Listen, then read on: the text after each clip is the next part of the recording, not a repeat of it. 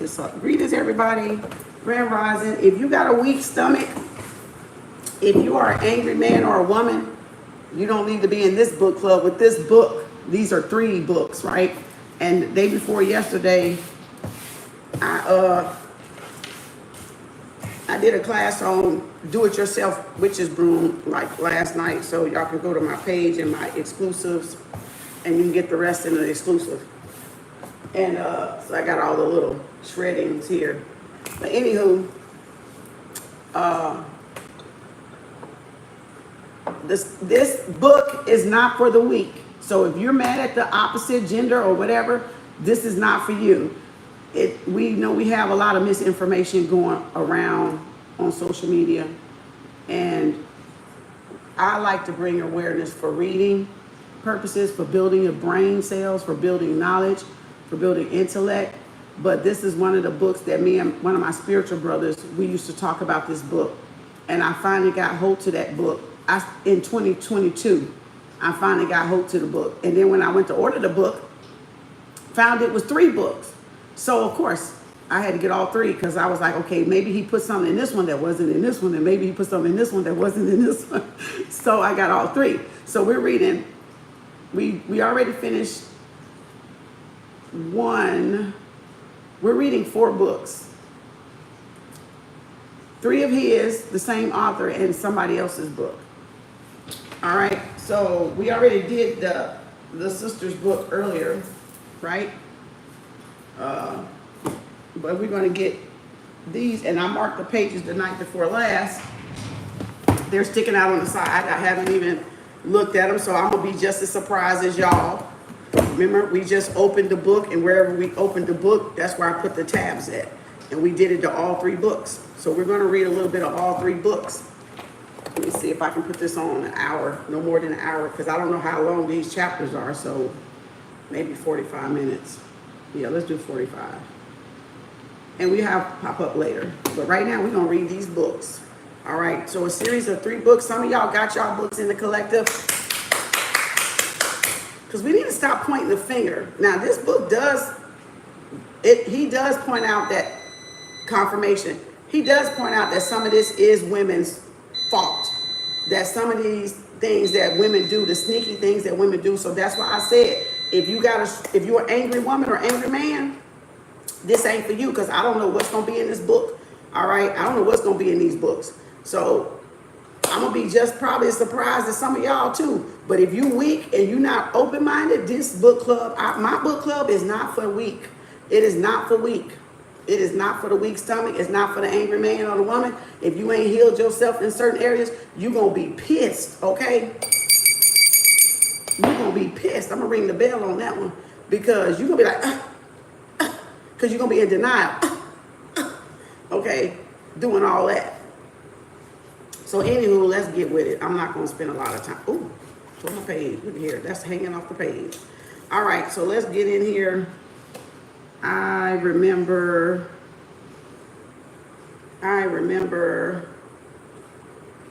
this one. I don't know why this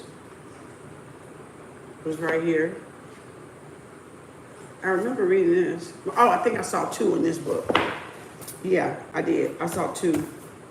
It's 1 in this book. So this is the page we opened up to. I think I opened up to this one first, and then I went looking, and I saw this paragraph right here, and it caught my eye. Get your pens, get your markers, get your notebooks. We're going to read. We're going to grow the mind. We're going to build the mind up. We're going to open our mindset. This book here talks about infidelity, sexual conflict, and other bedroom battles by Robin Baker, Sperm Wars. I'll put the link below, or you can go to one of my other book clubs and you'll see the Amazon link for that. For this, he has 3 books. All right, so we're gonna start in this one. So I think I can see. I need like one more light, like right here. I don't know, might be too much, but it still feels like it's dark over here behind me.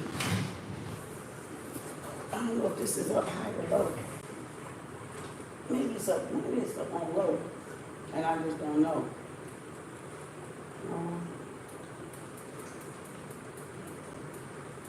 It's kind of on low. Okay. Well, All right, we're gonna start right here on, where's my,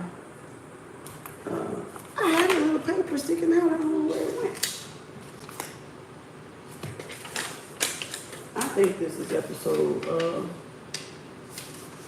26. I had a paper. I don't know where it's at. I'm gonna say 26 because I remember doing 25.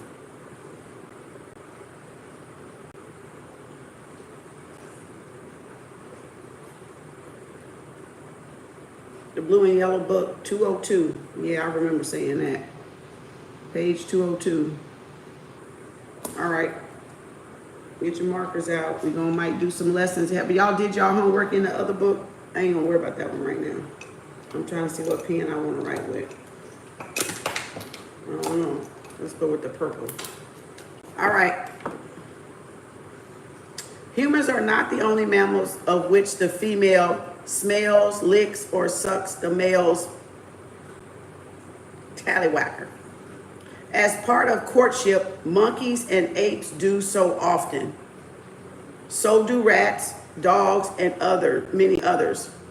Usually such intimate activity follows through to intercourse, but not always. Sometimes, as in this scene, which involves a sample couple as a scenario 10 and 26. The male responds by EJ, I'm gonna abbreviate, in midair. Okay, bussing. Okay, bussing one. I'm gonna just say that. Rather than the female. Is this a mistake? Some errors in male or female programming? Or is it possible that when a male ejaculates without intercourse in the presence of a female, they both increase their reproductive success? I don't know what chapter. Let me see this chapter, because that's just the page I opened up to, so I gotta understand what the hell I'm reading. Oh, tasteful display. Oh, I might should have went back a little bit then. Okay. That's the scene 20, tasteful display. So we understand what is he talking about, because this is just where I opened up the book at. So like I said, I'm just as confused as y'all. Of course, most people would probably argue that such behavior is simply the result of a generation of sexual excitement and its gratification. As we have already discussed, scene 10, however, any behavior that has evolved to be sexually exciting usually has repercussions in terms of reproductive success. This is as true for a man, EJ, y'all know I'm abbreviating, EJ, in a woman's presence as it is for any other sexually exciting piece of behavior. In effect, a man seeks or allows oral as a display of health or fidelity. He EJs only as a display of health and potency. From time to time, the benefits of such display outweigh any cost. The man in the scene, for example, gained from EJ in front of his potential lover. Moreover, he gains more than he would have done from saving those spermatozoas for inseminating his partner later in the day. So that sounds like EJ retention, semen retention. Because he would say, save it for later, right? Build it up. Build it up. Don't do it, carelessly and loosely. So men need to practice semen retention. All right. The spermatozoa, I'm trying to drag the word out from just making the short word. The spermatozoa, sperm, he eject, were shed, not wasted. The consequence for his next EJ were the same as if he had simply mastered, scene 2. Whether a man stimulates himself or whether he is stimulated by a woman, the number of he sheds is the same. All right. Only when he has entered the course are the numbers different. Yeah, we read that, remember, in the last one, he says, if he doesn't find, it was talking about oral, and if he doesn't find a suitable, he adjusts his spermatozoa, right? So as a defender, as a fighter to ward off from, I guess he was saying from getting somebody pregnant. Like he adjusts which ones are the ones that's gonna make it to the egg. This book is so deep, y'all. Y'all gotta get this book. This dude, man, he off the chain. This is deep. If you understand what we've been taught, and you got an open mind, and you've been spiritual for a while, where you kind of know tantric, you study tantric, then you get it. You get it. You get what's happening. And then when you're seeing all the dating tips and all the angry men and women out there, then you kind of get it. It's like, oh, snap, crackle pop. So you got to have an open mind. Like I said, this is not to offend somebody. This is not for the weak. So if you don't want to hear this book, then get off. Okay, because a lot of y'all got misinformation, and y'all ain't got this book, and a lot of people ain't got this book and ain't never heard of this book. So that's why I got this book out here. All right.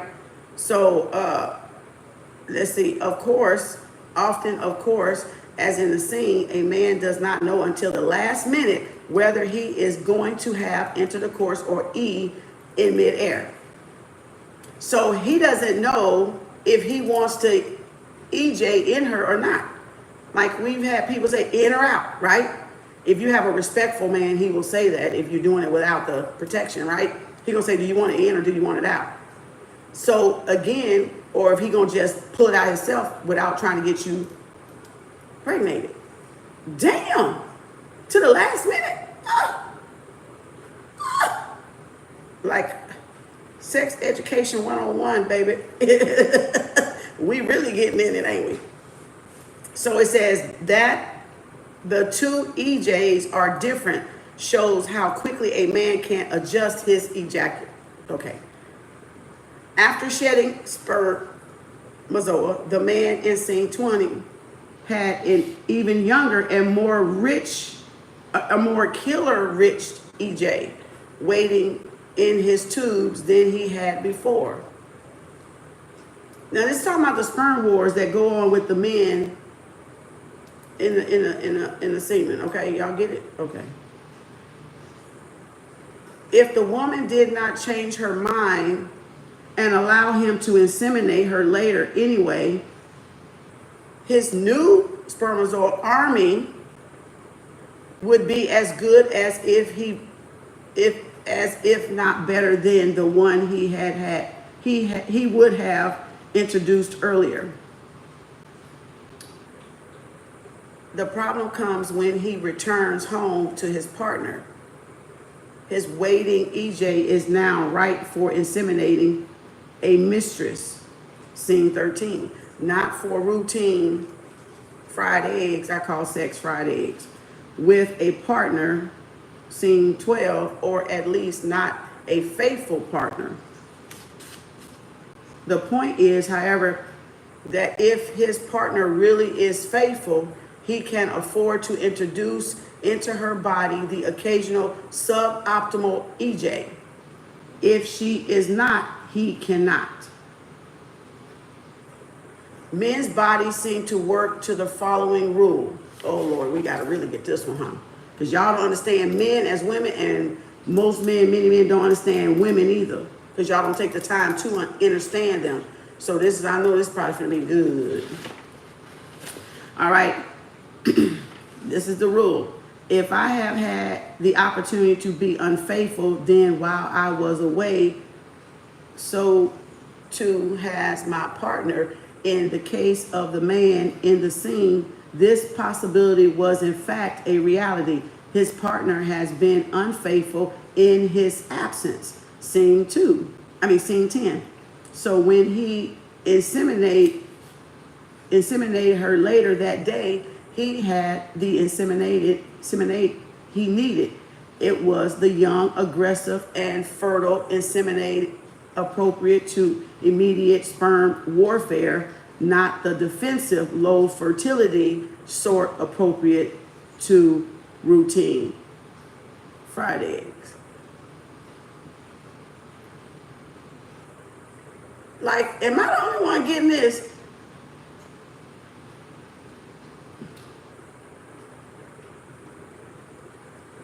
So by the judging of this is what I'm just reading. Y'all correct me if I'm wrong. Y'all tap down there and type what you think. But it's saying to me that the man can decide to inseminate you or not, impregnate you or not. Y'all just have the eggs, right? We just have the eggs since birth as women, but their sperm builds up every day, and then it's a sperm warfare. So if he don't want to inseminate the woman or get the woman pregnant, he adjusts it. Do y'all get that? Am I the only one getting this? Is that what he's saying? Is that what he just said?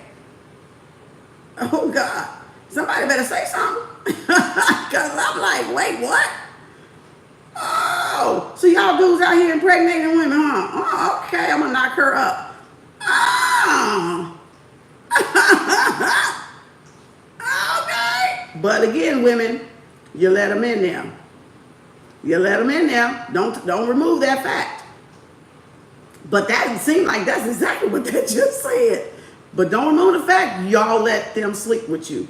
Okay, I just don't. We ain't pointing fingers. We just reading and I'm dissecting as I read. Because that's what I do. I break shit down. So okay, once a man enters a phase of infidelity, therefore similar EJs become appropriate for both his partner and his lover. Oh Lord. Having fried eggs with two women does not prevent him from producing, an EJ suitable for both, no matter how often he has fried eggs with either. So that's how men can get two women pregnant too. They can go and get two women pregnant at the same time. If y'all get that, that's definitely what he's saying right there. It doesn't matter. He can. It's gonna be the same if he wanted to. Oh shit! I wrote over my damn words.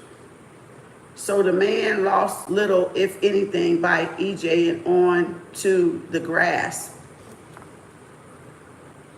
Except, of course, that EJing on the grass does not fertilize eggs. He might have missed the chance by making his companion pregnant, but even that may not be as lost as opportunity as it might at first seen. If the woman didn't want him to inseminate her, there was a good chance that she was not in her fertile phase anyway. Okay. Since as we saw in scene 6, women are most likely to have fried eggs with a lover during their fertile phase. A man has little to lose reproductively by leaving his mistress to decide when they should have fried eggs. The man's strategy was to be patient now in the hope of future rewards. In order for this strategy to pay off, his behavior in the field today needed to increase his chances of gaining those future rewards. He didn't know it, but as the pair of them prepare for their picnic, his prospects were on a knife's edge. The woman's body did not want his partnership, only his genes. Oops. Boy, this body is intelligent, isn't it, y'all? Wouldn't y'all say the body is intelligent? The body is intelligent. Isn't that something? Love Mama Gaia in the back. Hey, yeah, she's sitting up there. Ain't she look beautiful little thing there? Y'all see Mama Gaia there? Look at her right there, y'all. All right. So again, wow, In the new man, her body saw qualities that would suit her next child. Oh, shoot. Now we get into the women. Okay. Let me read this over. The woman's body did not want his partnership, only his genes. In the new man, her body saw qualities that would suit her next child.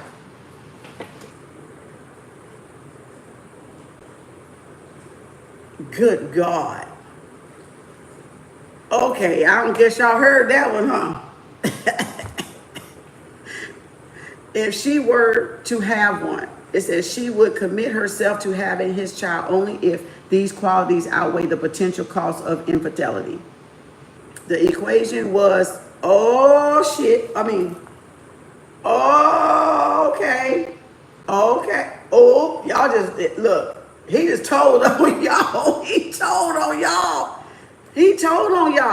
That's how women have an infidelity, and they looking at the genes of another man. They want that to be the child, and they not caring if you having that other child with the genes of that man outweigh you committing infidelity. You will commit infidelity, women. So you cannot be out here picking fights with these men when you just heard what I just read. You cannot be angry because some of y'all are doing it just like they can adjust their spermatozoa. Y'all can go out there and say, well, I'm married to this one, but I don't like his genes, but I like that one genes. I'm going over here to sleep with them. And then I'm going to go back and pretend it's his. Come on now. Come on. Oh, Lord, have mercy. Get the book, y'all. Get the book. Because I won't be reading all of it. I just read a couple of chapters just see if y'all want to get it. Like I said, it's a strong case of open your mind. Okay, it's a strong case here.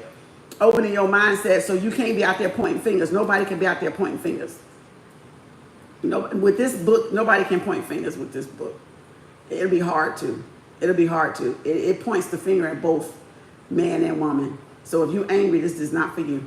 All right? And I'm unapologetic about it. I'm unapologetic about it. I'm not going to apologize for it. All right? The equation was finally balanced, not least because her potential lover had so far given no evidence of sexual potency. From her body's point of view, this afternoon was to be a test of his potency, the final collection of facts, the final balancing of the equation. Subconsciously, she was not after sperm, but information. Ooh, Lord. Y'all want them genes, baby. Y'all want them genes, that DNA. That DNA data, right? That DNA, the tribal information, the data, right?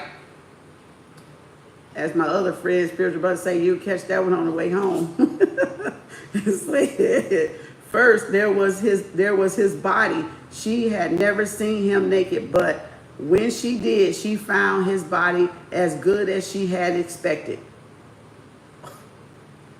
Like most men, of course, he assumed her main interest would be in the size of his pee and muscles, right?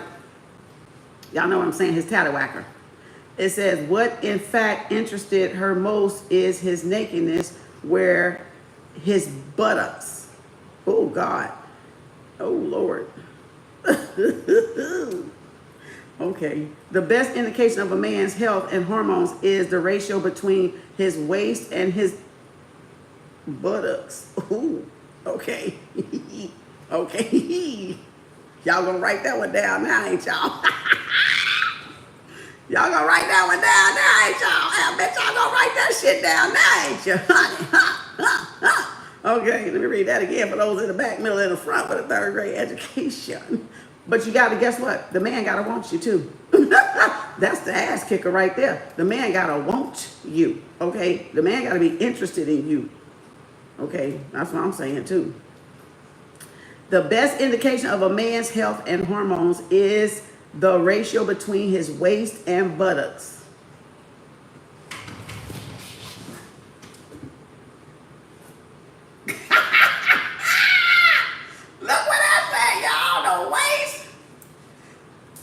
The buttocks.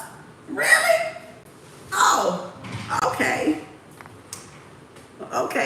ratio is, huh? Men probably blushing like, oh, we knew that was all y'all wanted. We know that was all y'all cared about. Oh my gosh. It's Perm Wars. It's Perm Wars by Robin Baker.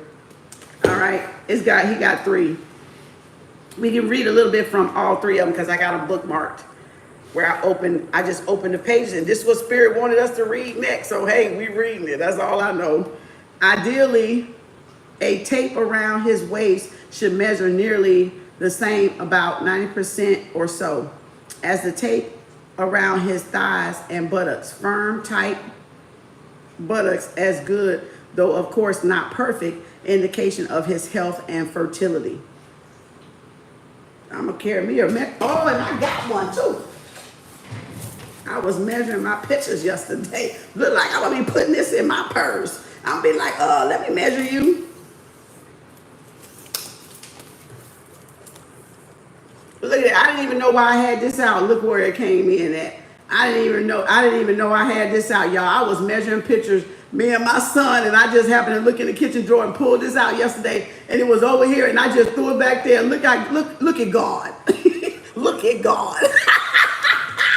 Come here, boy. Let me measure you. Let me measure you. Come on here. Let me do some mathematics, baby. Let me do some mathematics before we go on this date. I'm going to have to measure your waist and your thighs. Call me the seamstress. I'm about to go to work with this sewing machine. Come on now, okay? We're going to get these measurements right, boy. We're going to get these measurements right. Okay, ooh-wee. Okay, let me stop with it. Okay, y'all. So, okay, it says firm, tight buttocks are good, of course, though, of course, not perfect indication of their health and fertility. Next, there was his ability to gain in EJ, in erection and ejaculation, not until he began to kiss her after the incident with the car was her body finally assured that he was not impotent. Finally, there was his sexual health. The best way to check for infection was to examine his pee closely. Like, how many of y'all be doing that? How many of y'all be looking at that thing? You know what I'm saying? Y'all need to check them things out. She looked closely, then licked and tested him. Abscess and rashes and sores are a reasonably pleasant taste, are a good sign of health, and her body knew this. The EJ also gives away a great deal. A liquid whitish EJ with a normal smell is a sign of health. Well, we get into the nitty gritty now.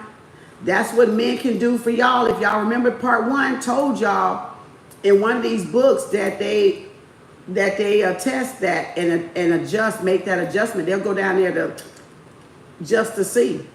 And if you got a fishy smell or you don't smell safe, they won't do it. They won't do it, or they'll just try to see if you're clean or you're dirty. So a lot of women suffer from health problems and smells and vaginal nosis or whatever, the vaginal BV, or a lot of stuff, yeast or whatever case it may be down there, or they don't clean, they don't do good feminine hygiene down there, or they'll bounce from men to men and men without watching their coochie cat, and just be nasty and stinking. And then going around people when they're on their cycle and then want to wear skirts and mini skirts and stuff where the smell is just coming from up under there and taking over the whole fucking radius and shit. That's nasty. Don't do that, women. Don't nobody want to smell y'all. Especially if you know your shit is wretched and it go by what you're eating. I'm not being funny, but I'm saying it go by what you're eating too, because if you're eating bad, your shit gonna be smelling bad. Period. Point blank. All right, it has a natural a flora that kills any type of invader. But if y'all got more bad bacteria than good bacteria in your vajayjay, you gonna reek. You gonna reek. You can use all the feminine wash products you want. You gonna reek still. Douching ain't gonna get it because that's just gonna wipe out the good bacteria and open you up for more infection. So it's a natural self-cleaning oven is the vajayjay, right? The Tinkerbell, it cleans itself. It's just that y'all are not eating right, doing the right things, drinking enough water and hydration, and staying away from filthy men and having too much intercourse without protection. So all of those sperms are in there doing this war thing on top of it, and y'all, it's just mixing all the bacteria and stuff that's not good and healthy. And y'all wonder why y'all got strong cramps and endometriosis is because you got too many. A lot of times, if it ain't PCOS or fibroids, it's the semen, it's the energy of the man. All right, it's a lot more to it, but the energy of the man too, and it's the energy of yourself. You know, and y'all need to really be serious about that feminine hygiene. You should not smell down there. And matter of fact, if you can't taste it yourself and smell it yourself, that go to show you it's something wrong down there, and you know it's something wrong down there. So you should know how your own flora smell. A man should know how their own smell. You should be able to put your fingers in your mouth. You done had men do that before doing sex, right? They'll stick their finger down there and then go right to your mouth. That tells them right there if you safe or not. Else you're gonna try to go like this because you know it. Because everybody know how they smell. You smell yourself when you go to the bathroom. Smell your underwear sometimes so you can see when something's off and make the proper adjustments. Whether it's clean out from the inside out, doing some yoni steams, from, you know, drinking some herbs, alkalining it, getting it in the right balance. Like I said, douches doesn't do it because that just wipes it out and makes you more prone to infection. And I can talk about this because I'm a nurse, so that's why now I got serious. You see, I got serious. So again, like I can talk about it because I am a nurse. So education is important when you're doing hygiene, bodily hygiene. Learn how to clean yourself, all right? Don't stop letting multiple partners do that inside of you, and then you don't know how to clean yourself out. You just opening yourself up for all type of infections, all right? Uncleanliness, you know. So take a little care when it comes to that. It says, okay, health issues, whereas discoloration, particularly bright yellow or orange or a bad smell, are often signs of infection. So too are traces of blood. So if you're seeing all that, then it is definitely something going on. And y'all don't want to go on with these infections, because I'm telling y'all, you could die, you can get sepsis, and that infection can go in your bloodstream and it can kill y'all ass. So y'all need to be going to the doctor when you know something off down there. And I'm talking about men and women. Usually it show up in women first before it'll show up in men. And another thing, if you're married and one of your partners get a UTI or an infection, the husband or the wife has to go get treated too. Because if you don't go get treated too, you're going to pass this infection back and forth, especially if you're not using protection. So again, cleanliness is next to what? Godliness. Since we got a lot of Christians out here that want to be Christians, cleanliness is next to godliness. So you should want to be clean, right? You should want to be healthy down there, because you hear what he's saying in the book. All right. So yeah, I'm hitting some spots. I told you this ain't for the weak. I said it ain't for the weak. I warned you. It ain't for the weak. All right. So if you don't want to face the music, get off. You want to be nasty, get off, because this ain't for the weak. I'm unapologetic on that, because that's ridiculous. We got all these STDs running around in these communities, and y'all just passing it around, and ain't nobody caring about who they passing it to and stuff. People got families, people got children. That nastiness shit is uncalled for. It's uncalled for. You know, okay, now I'm going back. I'm off my soapbox now. In those few minutes, the woman collected an abundance of information about the man, much of which would have been hidden from her if she had simply had sex with him. And it happened, he passed all the tests. So she did all that to get information and data about the man to see if she wanted to go further with the man. But the man does the same thing to the women. Men do the same thing to the women. You know, you'll hear some men's stories and they'll say, man, that woman stunk. I was like, but you know what? In that moment, if they want to get a rock off, they might get a rock off, or they may not get a rock off. Right? So it just depends on the man. It just depends on the man. It depends on the type of man y'all dealing with and the character of the man y'all dealing with. Some of them won't care because they nasty anyway. And if y'all got a man and his stuff down there stink, when you going down there sniffing or looking or whatever the hell you doing, you don't need to touch him because his balls, his stuff ain't clean. It's not clean. It's not clean. It's not fucking clean. Like literally, y'all, I'm serious. I'm serious. He wouldn't want to touch you dirty, so why would you let, just for 10, 15, 20 minutes, want him on you dirty? The vajayjay is sensitive. It's sensitive, okay? It's inside, but it's sensitive, okay? It is not only during her first encounter with a potential lover that a woman might gain from tasting a man's pee. From time to time, she may also gain from doing so during routine fried eggs. Partners who were once healthy may become diseased. Ooh, jeez. Ooh, lordy. A woman's benefit from being alerted to this change by seeing, smelling, and tasting an unsavory pee. She can also use oral to taste or smell infidelity. That's how men smell infidelity on y'all. That's how y'all smell infidelity on y'all man. Point blank. I'm just saying. The plot gets thicker. All right. Traces of a lover can remain on a man's pee for hours. Oh, who knew that? Traces of a lover can remain on a man's penis for hours. I done gave a little secret away, huh? It says not only a man's part, but a woman is intuitive, so y'all will know anyway. So remember, y'all mirror each other. So that doesn't mean the men can get away with it by staying out and not going home right after. You will still know as a woman because you're intuitive. And if you're very in tune, you will know if your man been with somebody else. You'll know, trust me, you'll know. You'll sense it. You'll pick the energy up. It says not only a man's partner, but also his mistress can gain from oral. The latter can expect to find traces of her lover's partner in his pee. So that's where all the bacteria exchange is coming from. Because if he's not covering up with y'all as the partner and not covering up with the mistress, then y'all just all three sleeping together, exchanging whatever. Needless to say, you don't even know who the mistress is sleeping with. See how that goes?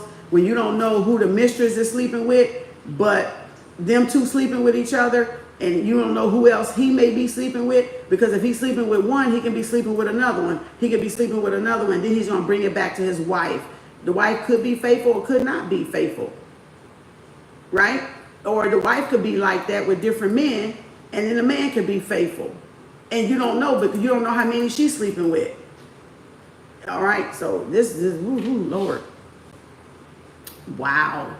So it said later we'll expect to find traces of her lover's partner on his pee. If she can also taste her vajayjay, she can either be assured that the other woman is healthy or be alerted that she is. Whoo, hold up. Hold the hell up. Look, wait a minute. Boy, look at him. Y'all gonna have to cover up with y'all person. Look at this shit right here. If you don't find you somebody monogamous, look.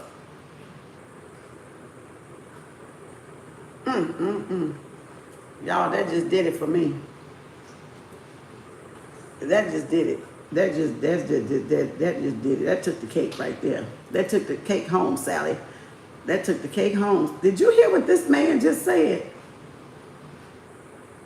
That y'all will be able to taste the other woman on y'all man to see if the woman was healthy or not. Now, I wonder what y'all decision will be about that. Let's read. There are a number of other ways in which a woman might gain from making a man display his EJ. Again, not only on her first encounter with a potential lover, but also from time to time as part of routine fried eggs. As well as seeing the smelling of EJ, she can be alerted to possible diseases by its taste. God dang. This dude deep. This dude is deep. She should also scrutinize more closely a partner who unexpectedly cannot EJ or who produces a small EJ. Yeah, that means he got issues, he got blockages, or he already done it somewhere else. Ooh, come on now. Come on now. If it ain't no big one, if it's a little one, and he, pre my ass. Oh, that's just the pre one. Let's go again. Oh, y'all. If it is several days since they last had routine intercourse, the explanation might simply be that he has masturbated recently. Damn. Well, let me go back in my... Oh,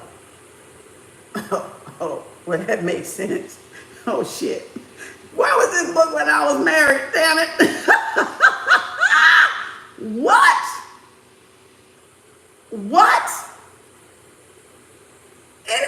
Raise your hand if you're sure. Who hearing this? Y'all men out there masturbating and they married, or they cheating.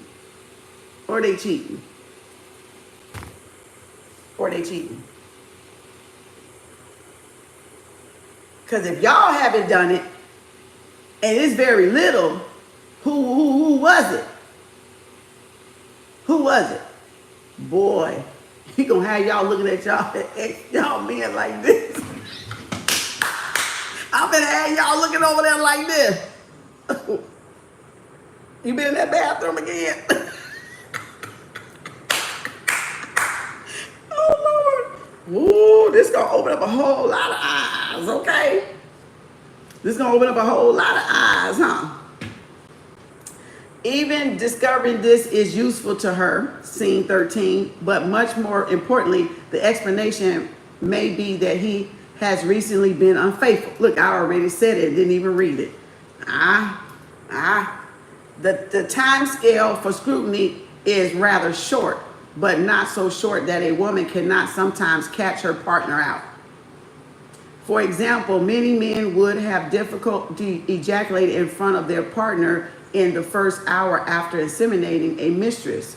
Moreover, the volume of their EJ will not return to normal for 12 hours after infidelity.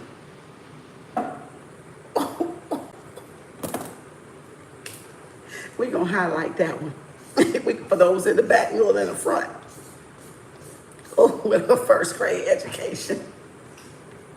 Wait a minute. Wait.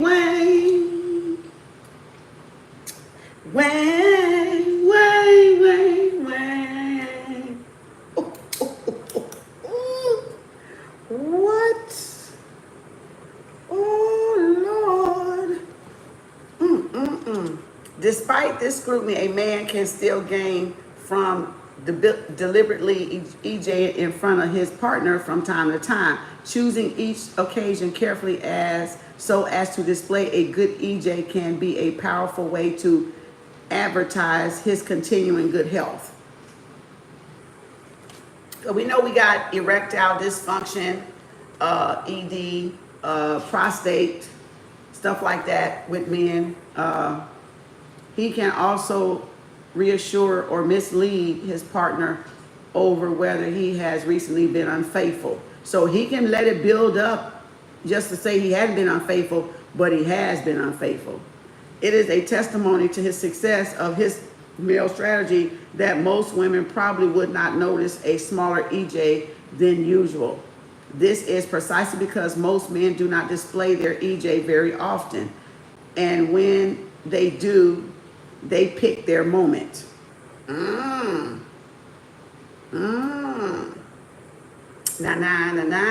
So most women never get a chance to learn the subtleties of how their partner's EJ normally varies. Well, I bet y'all gonna pay attention now. I bet y'all gonna pay attention now, ain't you? Consequently, they never get a chance to learn how to recognize a departure from normality. Any man who does display his EJ too often may find it more difficult to hide ill health or infidelity if he ever need to. In particular, he should avoid placing his pee in his partner's mouth or displaying his EJ too soon after being unfaithful. Uh-oh. Y'all better hope y'all don't have a horny woman.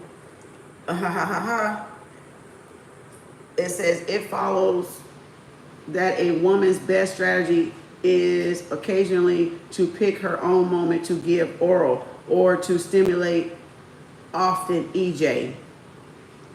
In other words, don't do it when he say do it. I'm gonna help y'all out for those in the back, middle, and the front. When he said, "Oh, give me, don't do it." Y'all women pick when you're gonna do that. Y'all pick when he's gonna do that, right? You pick that moment. Don't let him pick. Ooh, if that's what y'all do. And then, or do the hand thing and see. It says the more unexpected she can make those moments, the more information she is likely to collect. Now, I don't know if this just saying men are cheaters or what. I don't know what the hell this saying. I know we know all men ain't. We know all men ain't. I'm not really worried about that. That was it. Now we're going to scene 21, but I'm not going there. I'm going to skip. Oh, damn, that took me that long? Damn, that was a good ass 45 minutes, wasn't it? Let me see what's over here. Maybe I'll go ahead and do this one later. I want to get in these right here. I'll do, where's my,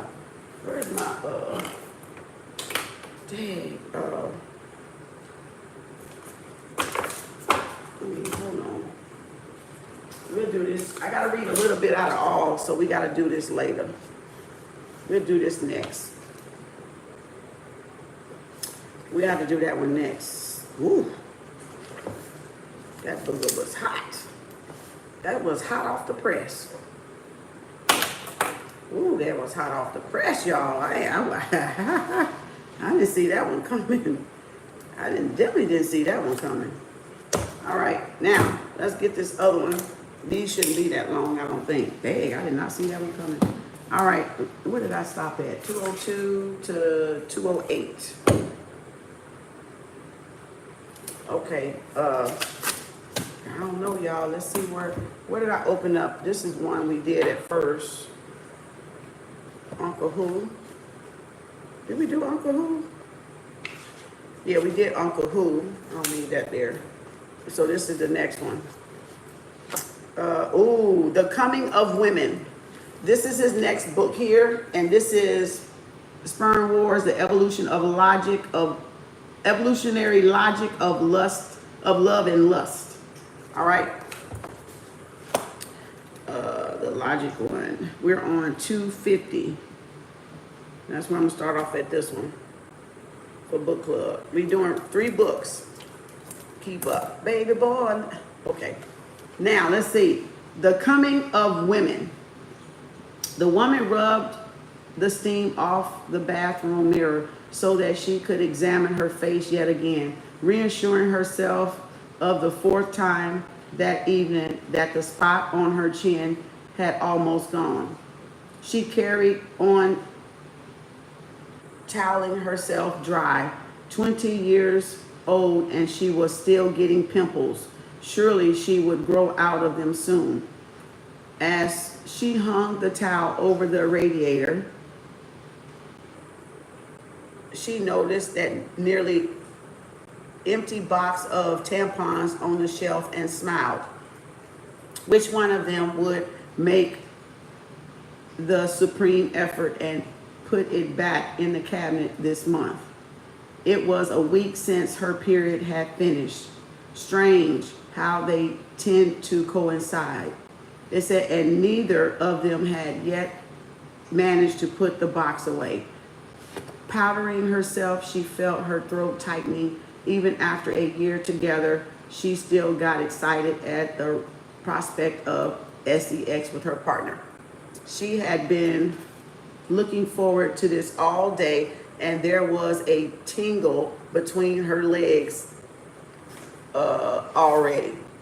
As she walked naked from the steamy bathroom to the dry heat of the bedroom, her partner was already lying on the bed, 10 years older, and she and the mother of her young child. She still had a wonderful body.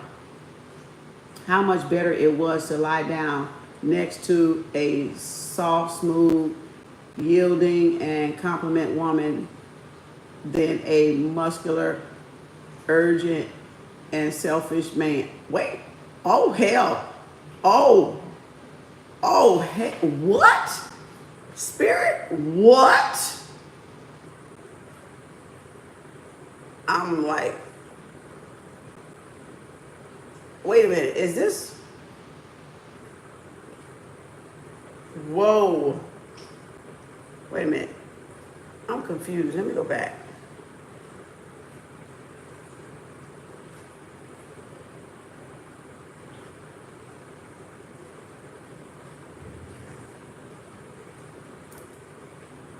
Is this the same? Is this the same gender? Is this the same gender? This must be the same. Is this another? What the fuck? Wait a minute. Is that what that is? Okay. I guess it is. My nose itching. Okay. Boy, look at him. Well, as soon as she was on, can I skip this, Spirit? Can we skip over this and find another page? As soon as she was on the bed, they embraced it. Oh Lord, as they did so, their hands slightly, expertly. I guess that was the two different box of tampons. Okay, slightly. Their hands slid expertly over each other's body, lightly stroke. I don't want to read this. Here, slightly caressing there. From time to time, one would massage the other. Oh yeah, I can't do it. I can't do it. I can't do it. I don't want to know about this stuff. Spirit.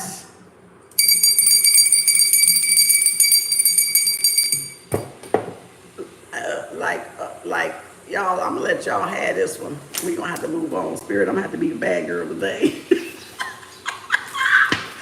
a minute, let me see. Let me see the chapter before this. One way or another. Best of both. Ooh. Best of both worlds, one way or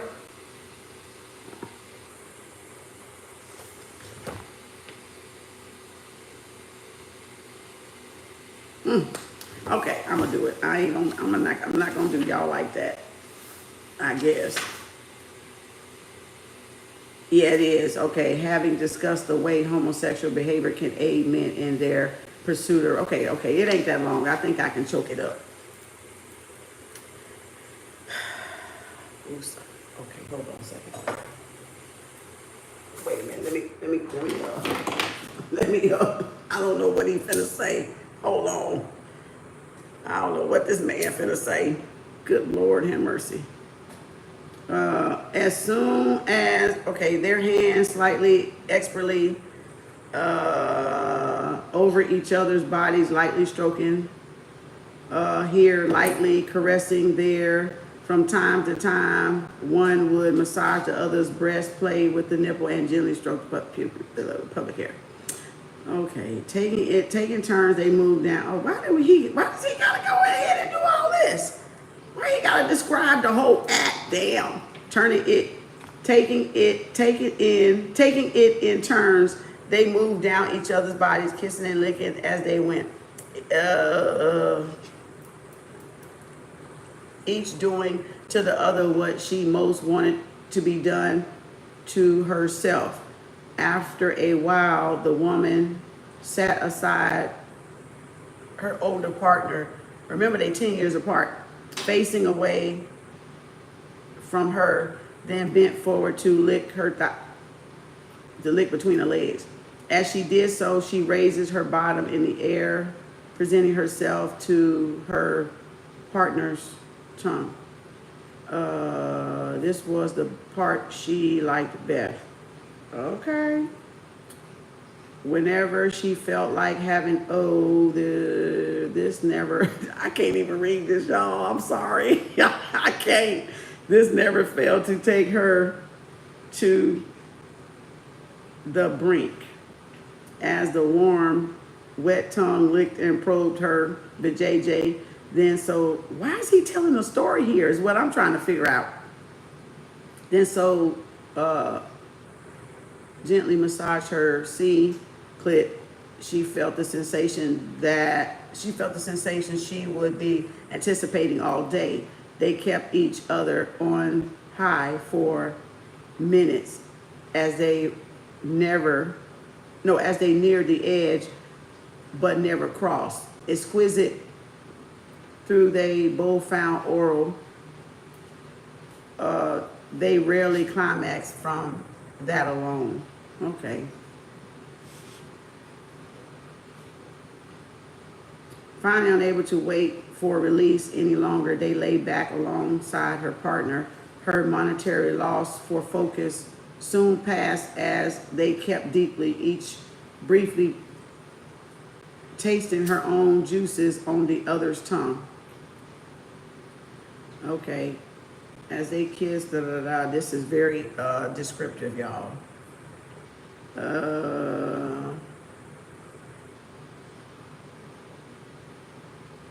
Yeah, Spirit, can we just be dismissed from this one? Okay. I ain't trying to give y'all a whole scenic route of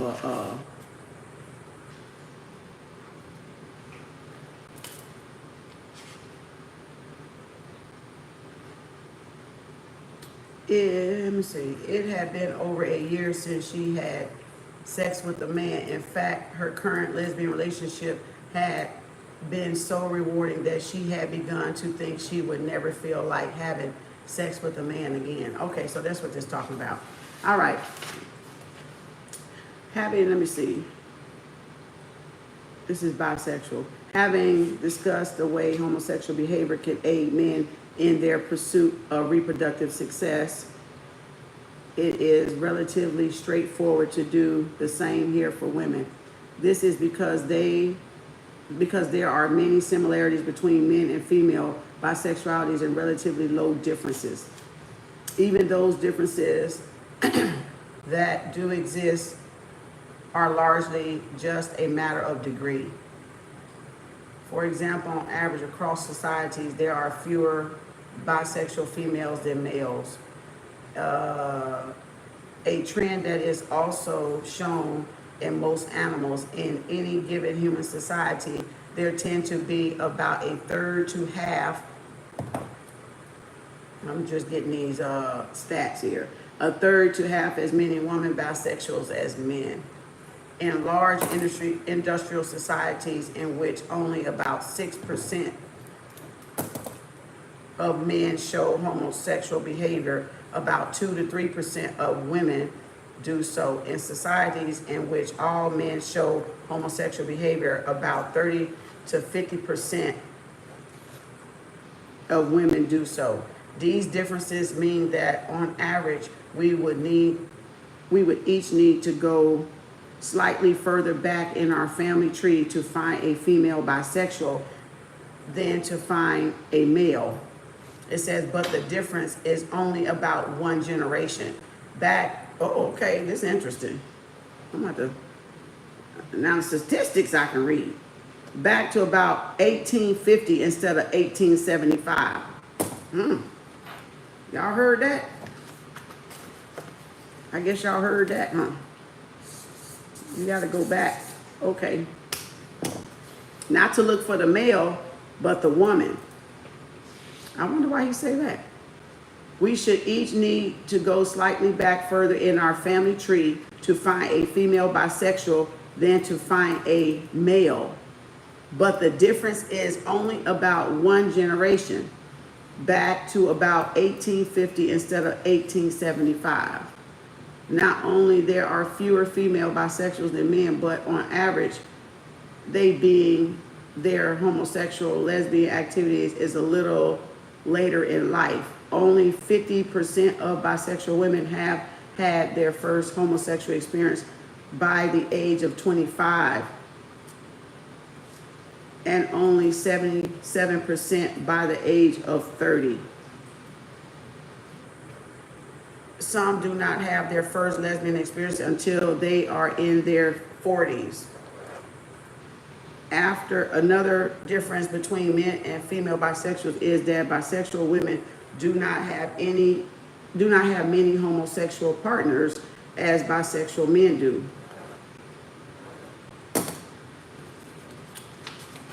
When did he write this book? Let's see when these statistics was done. I got to see what year he wrote this damn book. 1996. Okay.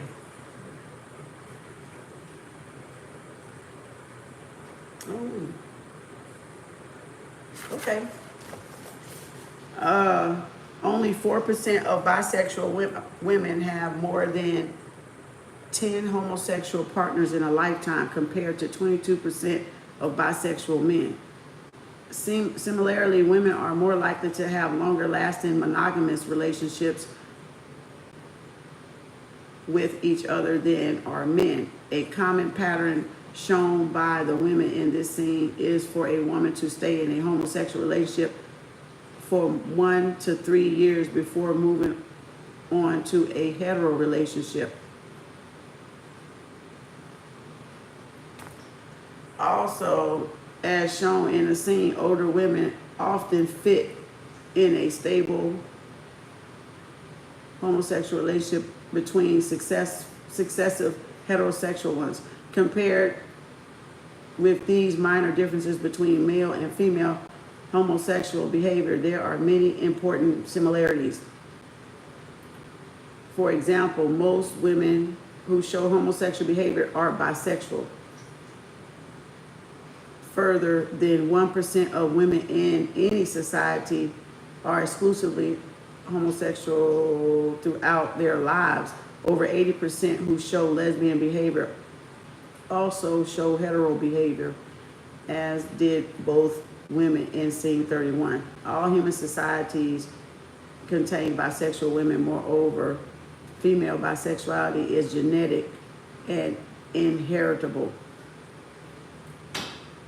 And like all the characteristics we have discussed, female bisexuality is widespread among different species in mammals, bird, and reptile. In fact, there is one species of lizard that consists only of females. These will not develop eggs unless they are first mounted in a pseudo-copulatory act by another female. They take turns mounting each other and stimulating each other's egg production.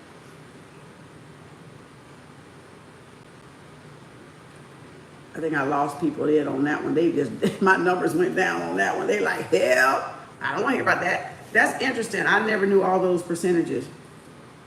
That's quite interesting. That's really interesting, y'all. The statistics. How you spell statistics? A-T, statistics.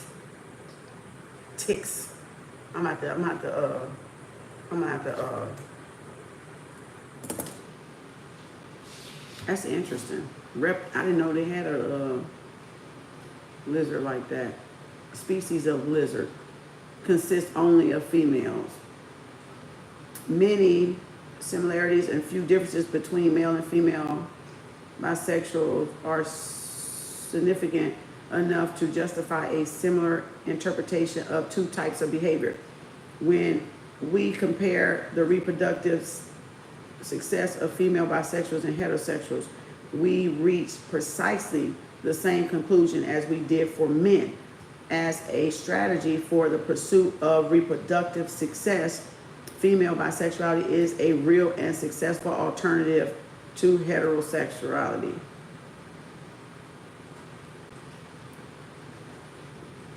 I hear a plane.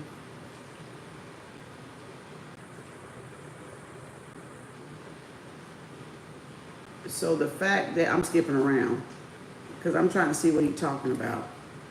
The 10th tonight.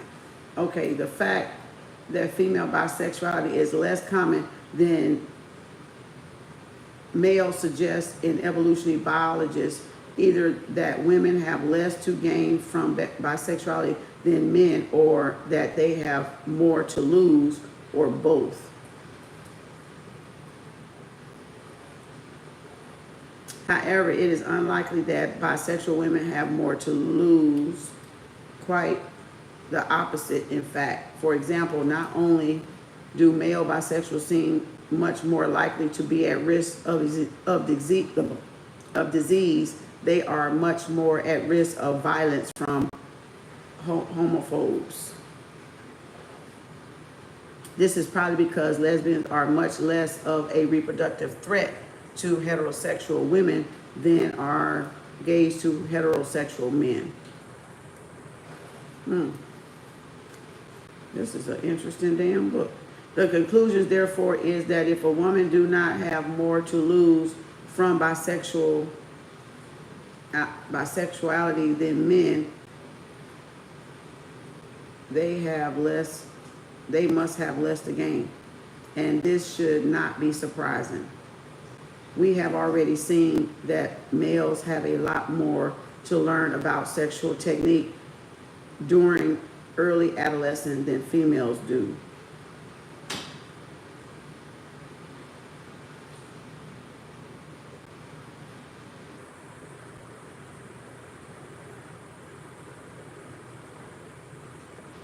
Oh, hold on here. They said something, he's saying something about the pap smear test. Hold on, let me go back up.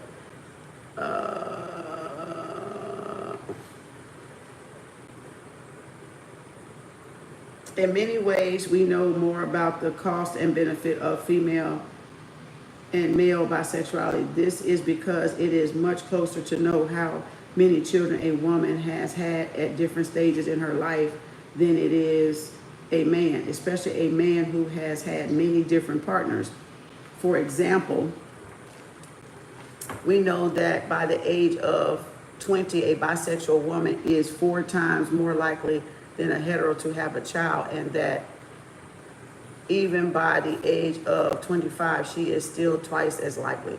The woman in scene 31 had 1 child by the time she was 20 and 2 by the age of 31. By the end of their reproductive lives, however, bisexual women tend to have fewer children than the hetero ones. In Great Britain in the 1980s, for example, one survey gave the average figures to be 1.6 children for bisexuals and 2.2 for heteros. It says the trends for earlier but fewer children for bisexuals just canceled out, giving them the same overall rate of reproduction as heterosexuals.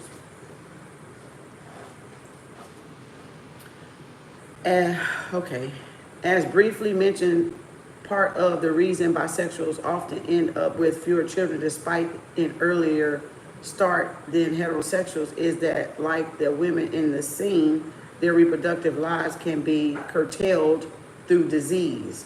Just like male bisexuals, females are at greater risk of contracting sexual transmitted diseases. Oh, who knew that? Oh, my nose itching. Okay, by the age of 20, they are more likely to have experienced genitalia infections. By the age of 25, they are more likely to exhibit abnormal cells in a pap smear. My nose itching. That's it said pap smear test, and by 30, they are more likely to have cervical cancer. Damn. To what extent this increased risk of disease is a direct result of bisexual activity is not known. Sexually transmitted disease, such as herpes and genital warts, can be passed directly from woman to woman during lovemaking, but there are other aspects of female bisexuality that could also increase the risk of infection, as well as we shall soon see. Oh, well, all right, we off of this one, because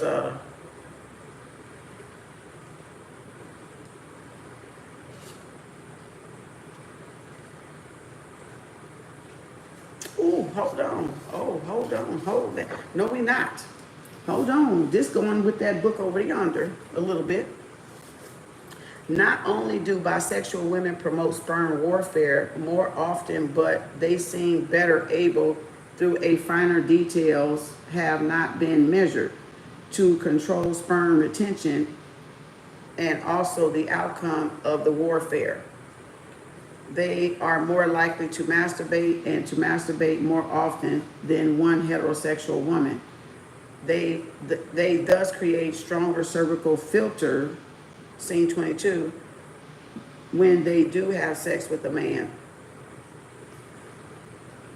Bisexuals are no more or less likely than to have an orgasm, but they are more likely to have a bypass orgasm, scene 25, negating the effect of their cervical filter.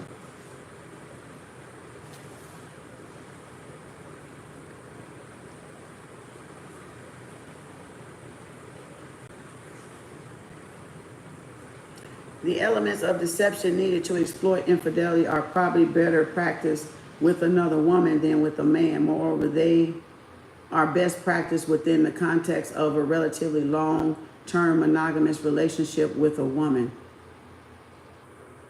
which is one of the key features of female homosexual. Wait a minute. So they saying some of y'all women that want to cheat, you'll do it with a woman because it's curtailed. It's not as obvious. It's not as obvious. So y'all will go cheat with a woman, a bestie, a best friend, rather than with a man, because another man gonna pick up on it. So am I saying that right? Is that what that just said? Is that what that just said? The element of deception needed to exploit infidelity are probably better practiced with another woman than with a man. So that means if they married, they can be bisexual married, just like the download y'all talking about with the men. Y'all women doing it too, and you're better to disguise it because of that, because it's a woman and not a man. Just like y'all could taste the other woman on the man from that book, the other book, y'all are curtailing it from going with another woman. Oh, see, I told y'all women ain't all that. I told y'all in a bag of motherfucking chips, y'all some bitch lying ass motherfuckers pointing that finger at these men, talking about it's all these men. No, it's not all these men. And this book, that's why I got this book, because this book is proving in the dating, in the relationships, that it's not all these men. It's not all these men. It's women too. So y'all need to stop pointing the finger. Y'all need to stop pointing the finger, because y'all ass just as motherfucking guilty. Oh, I knew it. See, that's why I got, see, I told you this ain't for the weak. It's almost got my stomach, but it ain't. Story time got my stomach, so I'm like, I can't read this spirit. I'm sorry. Let me skip to the statistics, okay? I can handle the statistics, but I don't want to see the scene. I don't want to see the scene, all right? But you see what it just said. So you cannot sit out here and be blaming men are doing all the cheating. Men are doing, Nikki laughing. You cannot be out here You cannot be out here blaming this all on these men when women are doing other deceitful stuff. That's the whole point I was trying to let y'all see. Stop the bashing and the pointing the fingers at the men, because it's not just the men. Y'all got some deceptive women out here. They're cheating with their best friends. They're cheating with whoever woman they want to cheat because they went and got married, just like men on the down low. Just like men on the down low. And I'm not indifferent to any. I don't even care about it. Whatever, that's y'all vote. But I'm saying the fact that these so-called guru mentors pointing fingers at just men. That's the part. That's the part right there I'm honing in on. And what y'all do with y'all body is y'all business. But I'm saying that's the part right there that it proves that it's not just men. It's women too. And y'all failing to see the other side. Y'all only want to point out one side. You got to point out both sides. Both sides is wrong. In the gender war, both sides is wrong, period. So it doesn't matter if you're married or single, bi or hetero. Both sides is wrong. So it's no war at all. It's no war at all, because nobody can pick up a stone and throw no goddamn stone at no damn body. That's the point I was saying. That's the whole thing I was saying the whole damn time. It take a book like this for y'all to see it, so y'all can see that it's not just men out there. Y'all picking on men, you picking on women. It's both. It's both. Don't care if you like it, unapologetic. All right. If a woman can fool a long-term female partner over infidelity, fake orgasm, and the like, then she should find it relatively easy to fool a similar male partner. What?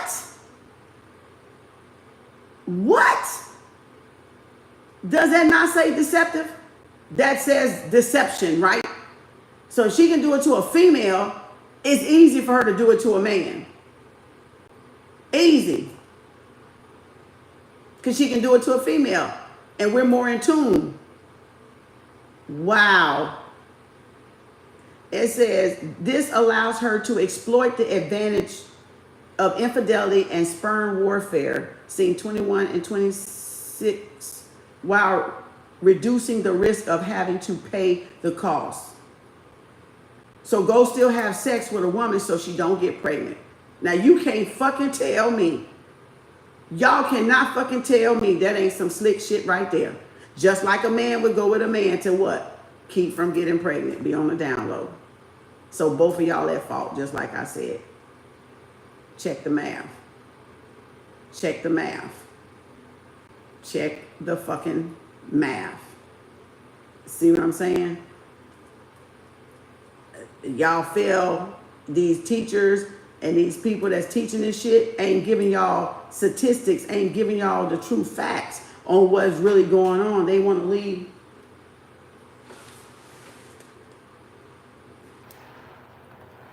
They want to leave that off. What the heck? Where was I? If bisexual women learn earlier and better how to exploit relationship and how to promote the influence sperm warfare, it should not be surprising to find that they make earlier and greater use of these abilities. Bisexual women are inseminated just as many times over their lifetimes by men as are hetero women. Moreover, bisexual women are more likely to have more than one concurrent male partner and to have sex with two different men in a short enough period of time to promote sperm warfare. There's a plane. Woo, my goodness. All right, I'm gonna leave that alone. Oh, I'm gonna leave that alone. I'm gonna leave that alone. I wonder what this temp tonight is about. I really won't. Okay. Whew. That one got my head hurting, y'all. Let me that got my damn head hurting. Y'all must be mad at that damn book right there, huh? You tell the truth, you shame the damn devil every damn time. Like, where my lighter going? It's trying not to go out. It's going out. It's trying. I don't know. Y'all mad, huh? Y'all mad. See, I'm going to come with the true. I'm going to come with some real shit for your ass. Y'all want to point some goddamn fingers, point some fingers now. I want to see y'all asses point some finger now, because I keep telling y'all the women ain't squeaky clean like y'all think they are. The men, if y'all saying the men ain't, then y'all ass ain't either. You know, that's all. Like you said, I'm cracking up over here, over your spot. Like, girl, look at nigga. I'm like, shit, my damn head hurt. I gotta, somebody mad back at you. I'm just saying. I'm just saying.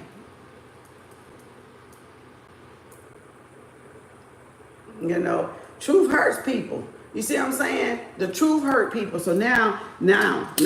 So when they try to say one over the other, or y'all some simps, or y'all some pick-me's, tell them to pick me that motherfucking book and read that motherfucking book and see if they find themselves in that motherfucking book. Why, since they want to call you Barbara the Builder and pick-me-sha and you with a narcissist man and you with a narcissist woman, go on get that damn book right there and read that, bro. Go get that book right there and read that, sis. Okay? Uh-huh. Yeah. Uh-huh. Uh-huh. Look at it. Look at it. Mm-hmm. That's what I'm talking about, see? They won't pick Misha and Barbara the Builder, that bitch right there, will they? You know, I'm just saying. That's why I say it. I'm just saying.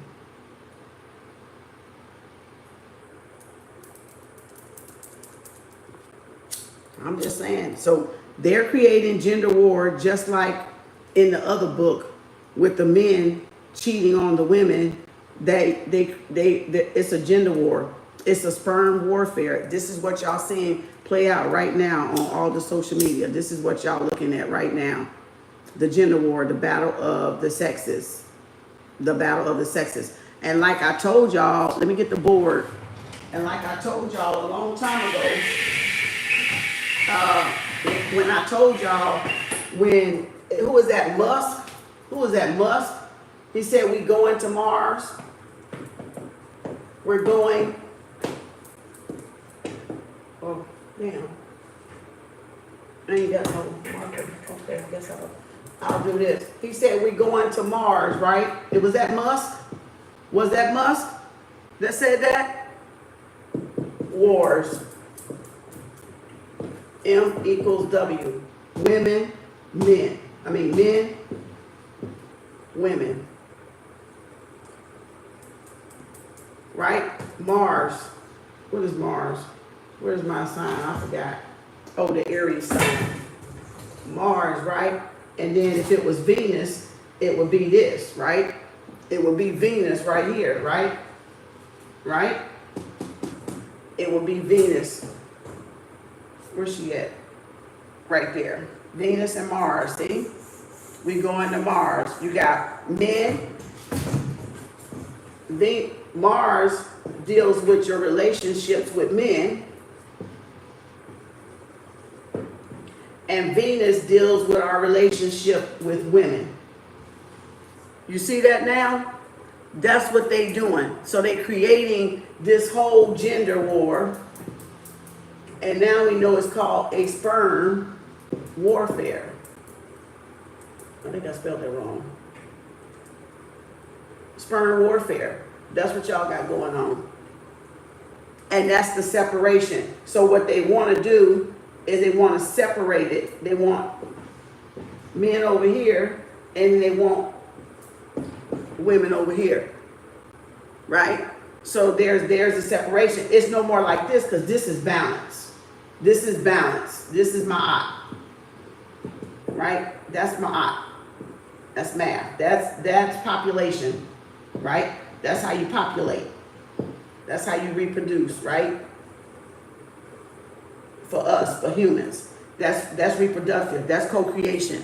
That's how we get it on and we make little babies. But if you want to separate them and you want to have all the men and you want to have all the women, that cancels out that genocide. That cancels out reproductive, right?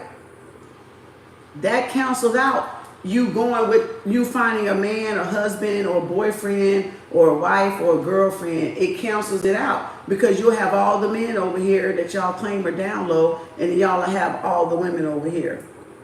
So there'll be a separation of what? Church and state. So there will be a grand scale separation of church and state right there on a international level, damn near on the ones that, you know, okay with the laws and stuff like that they make in the man-made laws and stuff, but not the universal law. The universal law is this. The universal law is this. This here, this separation is man-made. This is man-made laws, right? We all wouldn't have been here if it wasn't this right here, universal law, which is yin and the yang and the yang and the yin. None of us would even be here today. So you raise your hand if you don't want to be here today. Let me see some hands. Or raise your, matter of fact, let me just raise your hand if you do want to be here today. Because if you didn't want to be here today, you going for this. This is, you want to be here today because this is how you got here from your mother and your father. From the man and the woman coming together. Right? Creating that balance, creating that yin yang, that universal order in the cosmos, right? The divine mother, the divine father, the divine masculine energy, the divine feminine energy, right? So that's how you got here. So who don't want to be here? Raise your hand. like literally raise your hand. See what I'm saying? Y'all like, hell no, I don't want to be here. No, I'm glad I'm here. I'm glad I get to experience life on earth, right? Absolutely love the breakdown, you know. You know what I'm saying? Exactly. So, exactly. So, oh, I gotta get my other lighter. So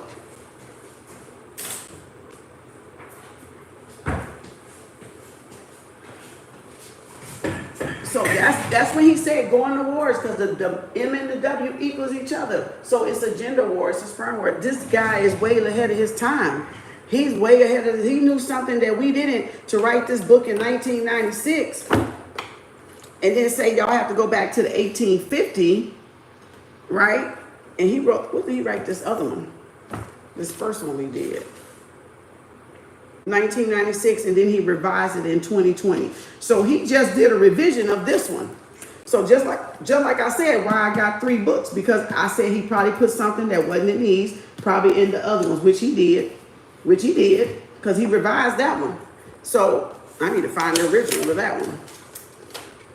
I don't know if it's out or what it looked like, but I need to find it, because I like to go back and see what he changed or what he took out. Okay, so this is where I opened up on this one. Oh, hold on, let me see where I stopped at. Oh, on this one.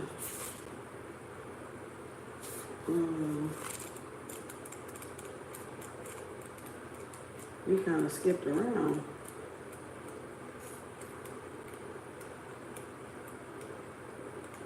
Ooh, I just saw another one we're gonna go see. We're gonna, where's my, dang.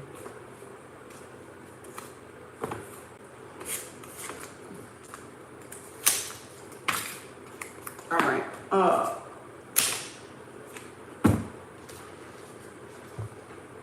Oh, this one is The Dark Secret. This one, okay, I don't know what this one's about. This one's Sperm Wars, The Science of Sex. This is his 3rd book. The Science of Sex, Sperm Wars. This is the 3rd book. All right. So,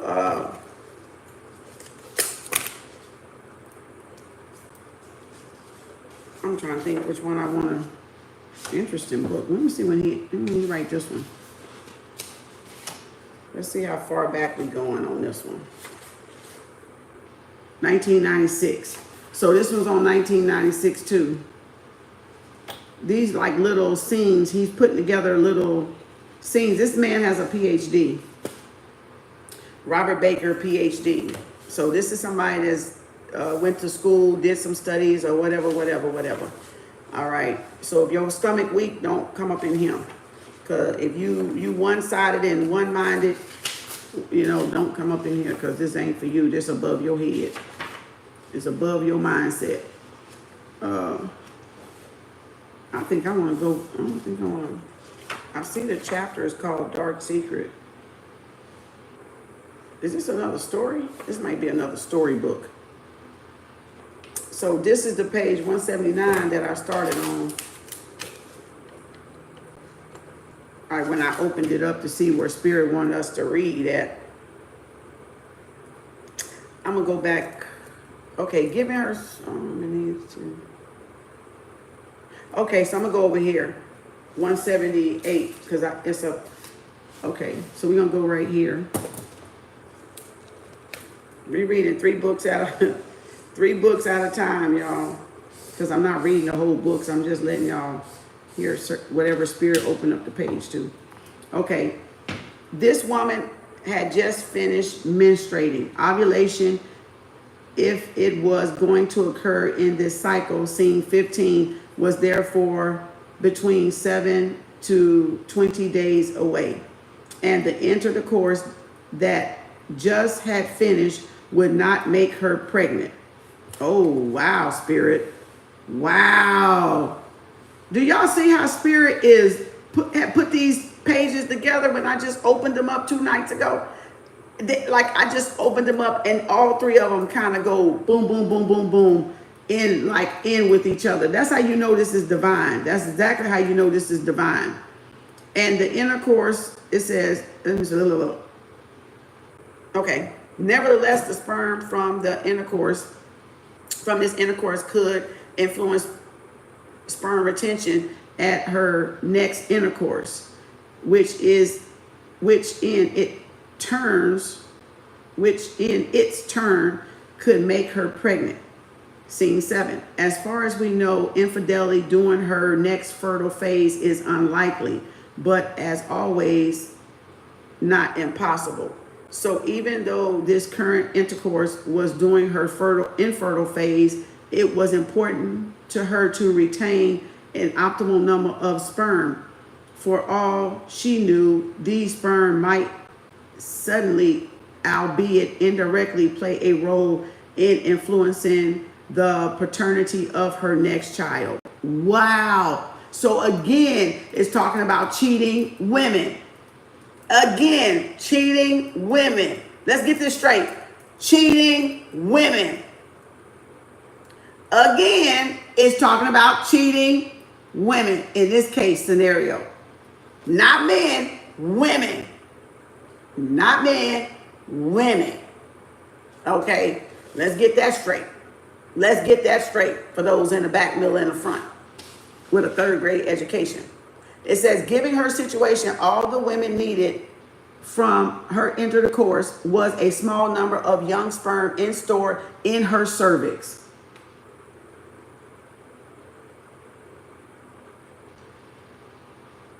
Crypts, CRYPTS. Scene 4, having such a reservoir would give her a maximum flexibility over the next few days.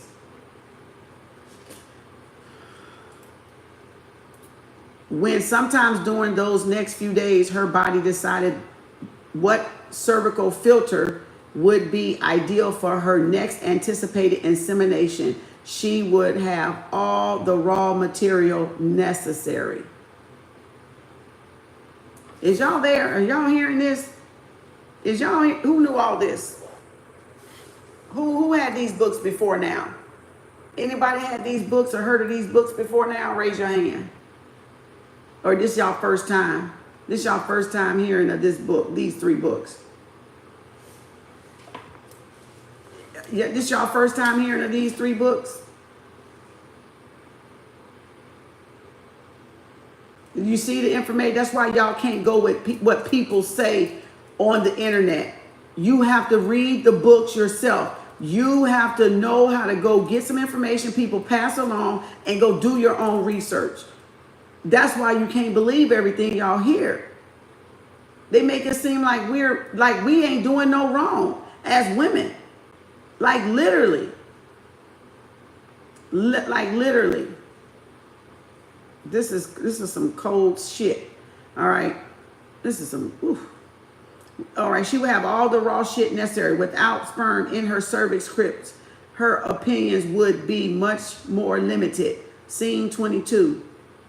Moreover, the younger the sperm she could collect now, the longer her flexibility of choice would last.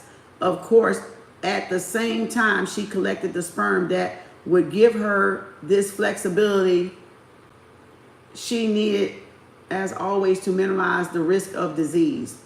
Before intercourse, her cervix filters was strong because of the presence of menstrual debris. Scene 3. Most of the sperm from her last intercourse a week earlier had been carried from her body by her menstrual flow. So those are all the eggs, y'all, all the sperm and stuff y'all didn't inseminate and get pregnant with, right? So it's coming off during the menstrual flow. That's why a lot of men don't touch women. Where in Islam and Muslim, they don't touch women when she's on her cycle. That's why, because that's the release of all that sloughing off the uterus wall, right? The uterine wall, or if she did have sex before she started, it's coming out, it's cleaning out all that semen. All that stuff is coming out during the cycle.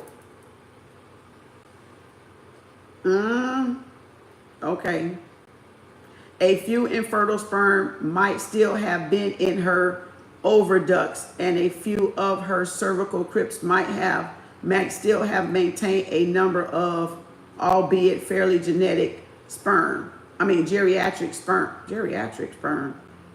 Although as a plane, this setup constitutes an adequate filter. It would benefit from some tidying up. It is at this stage of the menstrual cycle that many women would either masturbate or have a nocturnal orgasm. Y'all, Lord have mercy. Scene 22-23, thereby helping to rid their cervical mucus of the last of the menstrual debris, top up their vagina lubricant, and empty their cervical crypt of geriatric sperm. I guess the older sperm that's high up. Such an orgasm would facilitate lubrication at their next intercourse. It would also, on balance, slightly strengthen the cervical filter. In particular, it would give them extra protection against invasion by any disease organism carried in the next inseminate. But it would also minimize their retention of sperm, particularly old, less motile ones. Good gracious, y'all. Women in scene 24 might have been due for a nocturnal, perhaps even later in the night in question. If she had one, it would have produced the ideal cervical filter for her circumstance.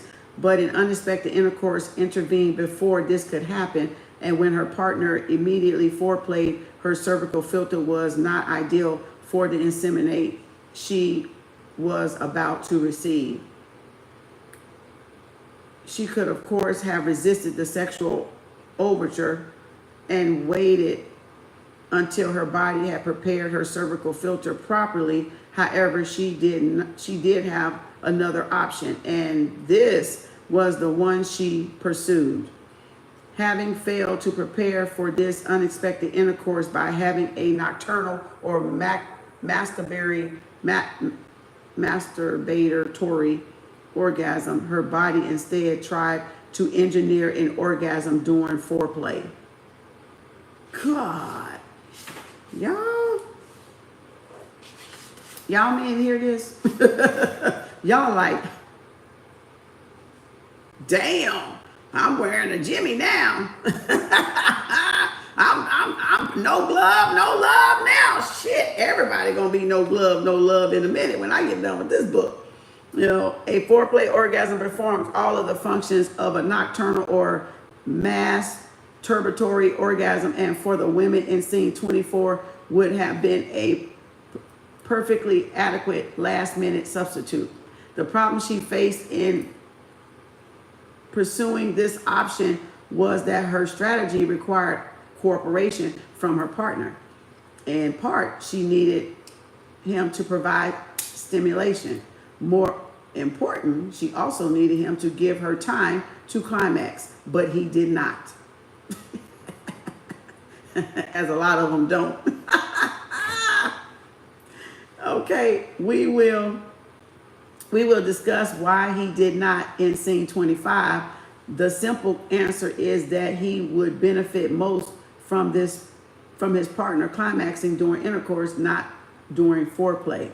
It says, on this occasion, male and female interests were not mutual. This is often the case, which means that a woman cannot always rely on a man's cooperation when her body opts to have an orgasm during foreplay. It says the woman in scene 24 nearly managed to engineer the foreplay orgasm her body needed to create the ideal scenario for insemination. Failing that, her next best response was not to climax at all, and that is what happened. When a woman has no orgasm during intercourse, the number and type of sperm she retains are dictated by the cervical filter in place before the intercourse begins, as is her resistance to invasion by diseased organism. Damn. If her body has anticipated events correctly, this filter will be just right to retain the best number and type of sperm for the next few days of her reproductive life. By not having an orgasm during intercourse, therefore, a woman's body is in effect saying, don't change a thing. Oh, shit. The situation in her cervix is as good as it can be. Just let him inseminate you and your cervical filter will do the rest. God. In the scene, the situation in the woman's cervix was not ideal when her partner ejaculated, EJ, when her best strategy was thwarted by her body by avoiding the orgasm during intercourse, did the next best thing. Her failure to climax represented a success. Precisely why will be made clear in the next scene as we watch this couple a little longer. Correcting mistake. Daggone. This dude making my head hurt. This book making my head hurt. Whoa. Dang. Man, we growing new pathways today in this mind, baby. Then look at him. Look at, whoa, good Lord. Good Lord. Where's my lighter at? Dang. Good gracious alive. Lord, y'all learning today, because my head even hurting. Shit. Who learning something? Who learning anything? Is this helping anybody? Is this helping anybody understand our biology, the female and the male human species a little bit better? You know, a little bit better, so we can stop the blame game and that war right there on Mars they trying to create. You are validating my choices. Oh, wow. Both found it difficult to, I don't know if I want to read no more. I think I'm going to stop. I think I'm going to stop. Okay. Let me see.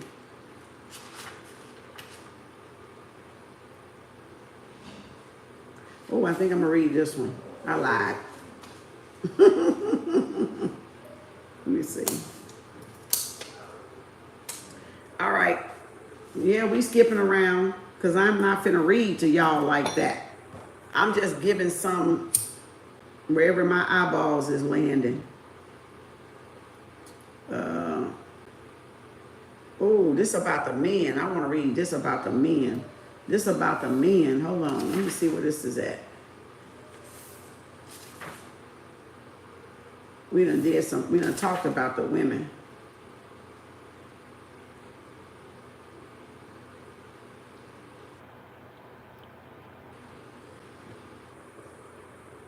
This dude, I wonder where he get these people from.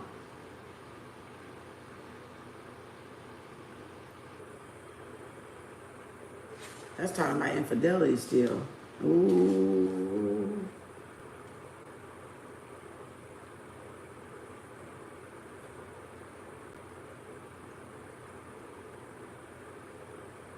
See this, boy, women, y'all need to not, y'all like, y'all can't say shit. That's all I'm saying. Your ass can't say shit on this book here. Like, I'm just, yeah, what your ass can say now. Yeah, looks like it. Let's see what's going on here.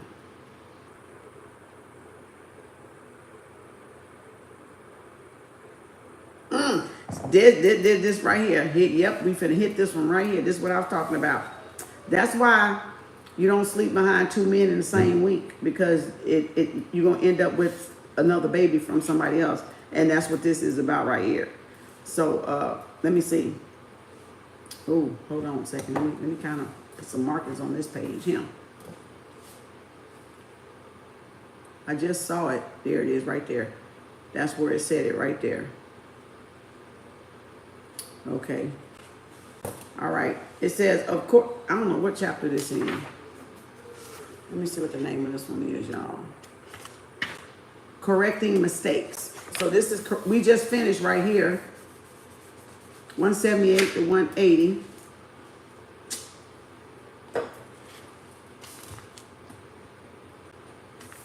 And now we finna do, 192. So of course, this is the third time we have met this woman and her lover. We watched them in a hayfield on a sunny afternoon as she gave him oral and promised one day to have his baby. Scene 20.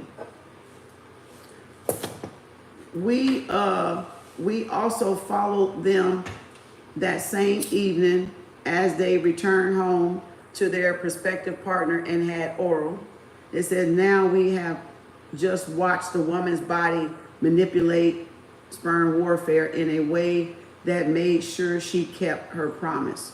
Her third child would inherit her lover's looks, drive, and ability in combination with her own cunning and intelligence. Her body had decided that as a genetic father of her third child, her lover was the best compromise around. Scene 18. Okay, now hear this part. In scene 22 to 25, we have unraveled step by step the function of the female orgasm. We have seen the effects of having a masturbatory or nocturnal orgasm in the days before intercourse, and of not having one, of climaxing and not of climaxing. While a seminal pool is at the top of the vagina, in this most recent scene, we witnessed a woman's body putting all these orgasms together and biasing sperm warfare in her own best interest, convincing a child who was fathered by her lover, not her partner. This move will have enhanced her reproductive success, as long as her body was correct in judging that a child by her lover would be more successful reproductively than another child by her partner. That kind of seemed like the first book we was reading, when we read in the first book. After reaching its decision over the best father for its next child, her body set about engineering paternity. It did so by generating and orchestrating a sequence of urges to climax and not to climax. Her body dictated the sequence of timing of these urges according to who was the most likely inseminator. We can now discuss the details of this and other such sequences. Of all of the weapons used by a woman in her pursuit of reproductive success, her orgasm sequence may well be the most important, particularly when she promotes sperm warfare. Damn. Oh my God. So, okay. So, is that saying that, now I'm asking a question because I'm trying to understand this shit myself. So is that saying that the woman body will withhold the orgasm to not flush out the previous partner's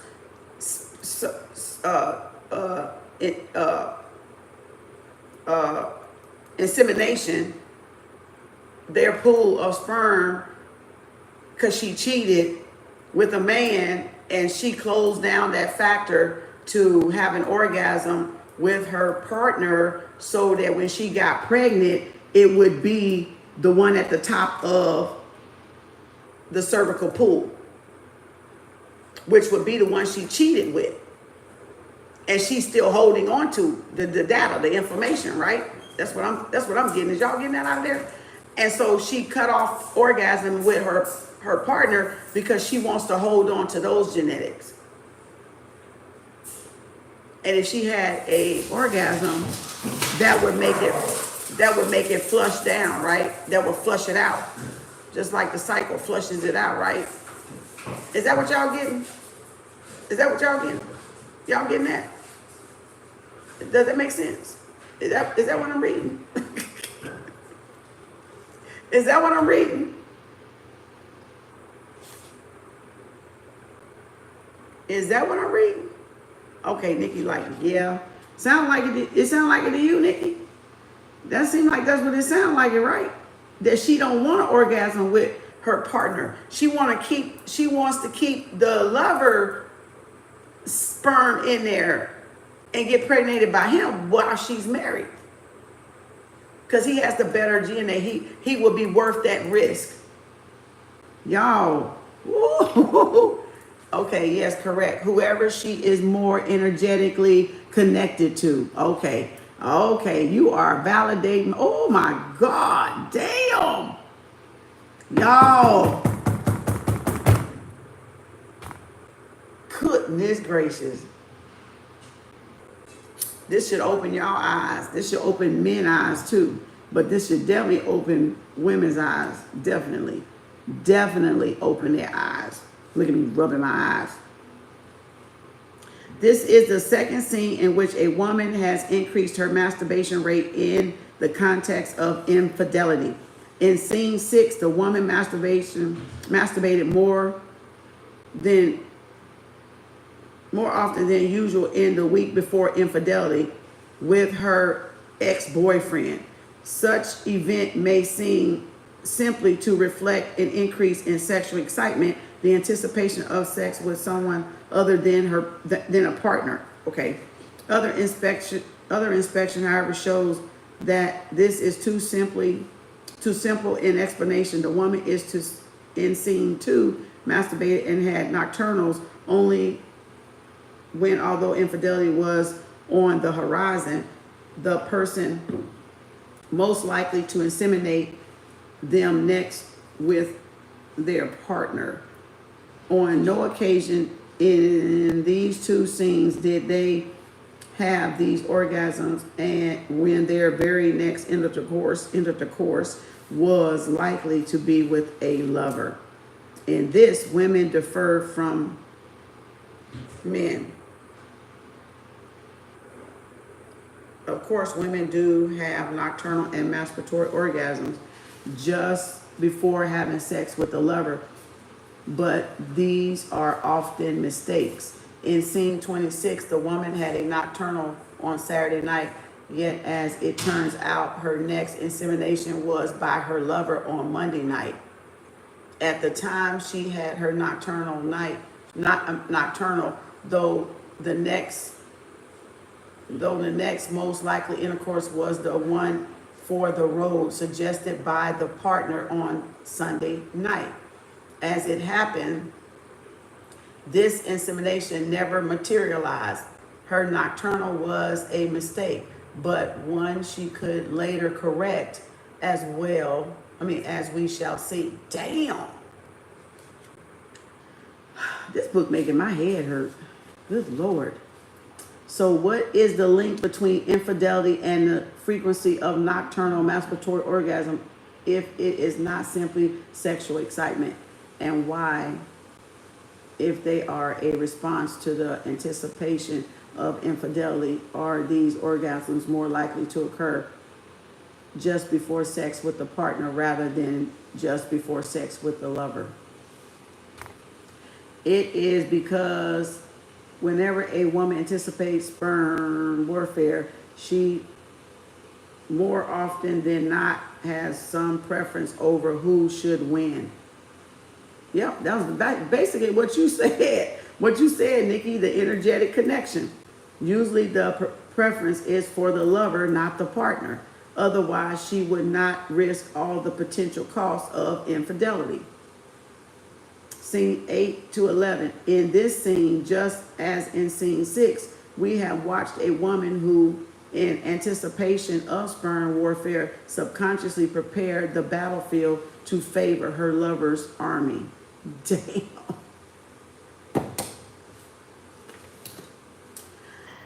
Man, look at him. Look at him. Let me go ahead and pop a few bubbles. Let me go ahead and pop a few bubbles right quick. I'm gonna have to pop a couple of bubbles. Y'all women cannot say y'all don't know what the hell y'all doing. That's the bubble I'm finna pop. You cannot say your ass didn't know what you were fucking doing. Oh, you knew what you was doing. Yep, you did. Yep, you did. Yep, you did. You knew what you was doing. Yep, you did. Yep, you did. Yep, you did. You knew what you was doing. Men knew what they doing, and women know what they was doing. Well, I'm going to say that again for those in the back, middle, and front with a third grade education. Women knew what they was doing, and men knew what they was doing. That solved it. That solved it right there. That damn solved it. Damn. A woman's body had decided that the lover would be a better genetic father to her child than current partner, but a worse long-term partner. Oh my God, my head is about to hurt. It's busting. It's about to pop. I need a cold towel. I need a cold towel. Oh my God, did y'all hear what he said? A woman's body had decided that the lover would be a better genetic father to her child than the current partner, but a worse long-term partner. That means that she knew she didn't want him for long-term. She just wanted his genes, his genetics. Oh, don't run out the room now, women. Don't run out the room now. Come that ass back up in here and get this ass whooping. Come get this ass whooping. Come get it. Mama's hot, baby. Come get it. Oh, I'm out. Come get it, damn it. Come get it. I got my ruler out. Oh, I'm measuring the day, baby. We finna do some seamstry. We finna do some, what you call that? Sewing. We gonna sew this shit up. Come on. We gonna sew it up now. Come on. We gotta fix this. We got our little sewing machine. We finna go, yeah, we got the ruler and the gravel. Come on, let's sew. Let's read that again for those in the back, middle, and the front. The woman's body had decided that the lover would be the better genetic father to the child than her current partner, but a worse long-term partner. A new what? Puppy? Oh Lord, you could have gave her that, Daisy. You could have gave her Delta. Hell no. Yeah, the hell you could have. She could have had her ass. Okay, it says her body's ploy therefore was to collect sperm for fertilization from the lover, but not to do anything else that might cause her to lose her current partner. Come on now. Are they in the motherfucking courthouse? Are they in the court? I'm saying, what? This meant she would have to have sex with her partner both before and after her infidelity.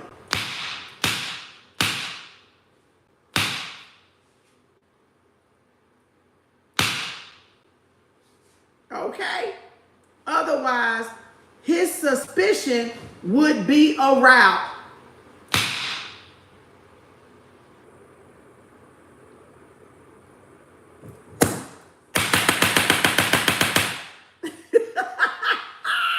Where my man at? Y'all got to be loving this shit right about now. Y'all got to be loving this shit right about now. Where my man at? Where my man at? I know y'all loving this shit. Women, y'all loving it too because y'all know y'all love men. The one that love men is what I'm saying. The one that love men, I love men. But I'm saying, yeah, they get on my nerves sometimes, but I still love them. But you see what I'm saying? But I love men. So, where y'all at? Women that love men and men that's loving this. Because this is proving a valid point. It's proving a valid point. This should be as full as my tarot readings. Like, it should be out of the water. Because this is education. This is y'all, so y'all can stop blaming for y'all choices and mistakes.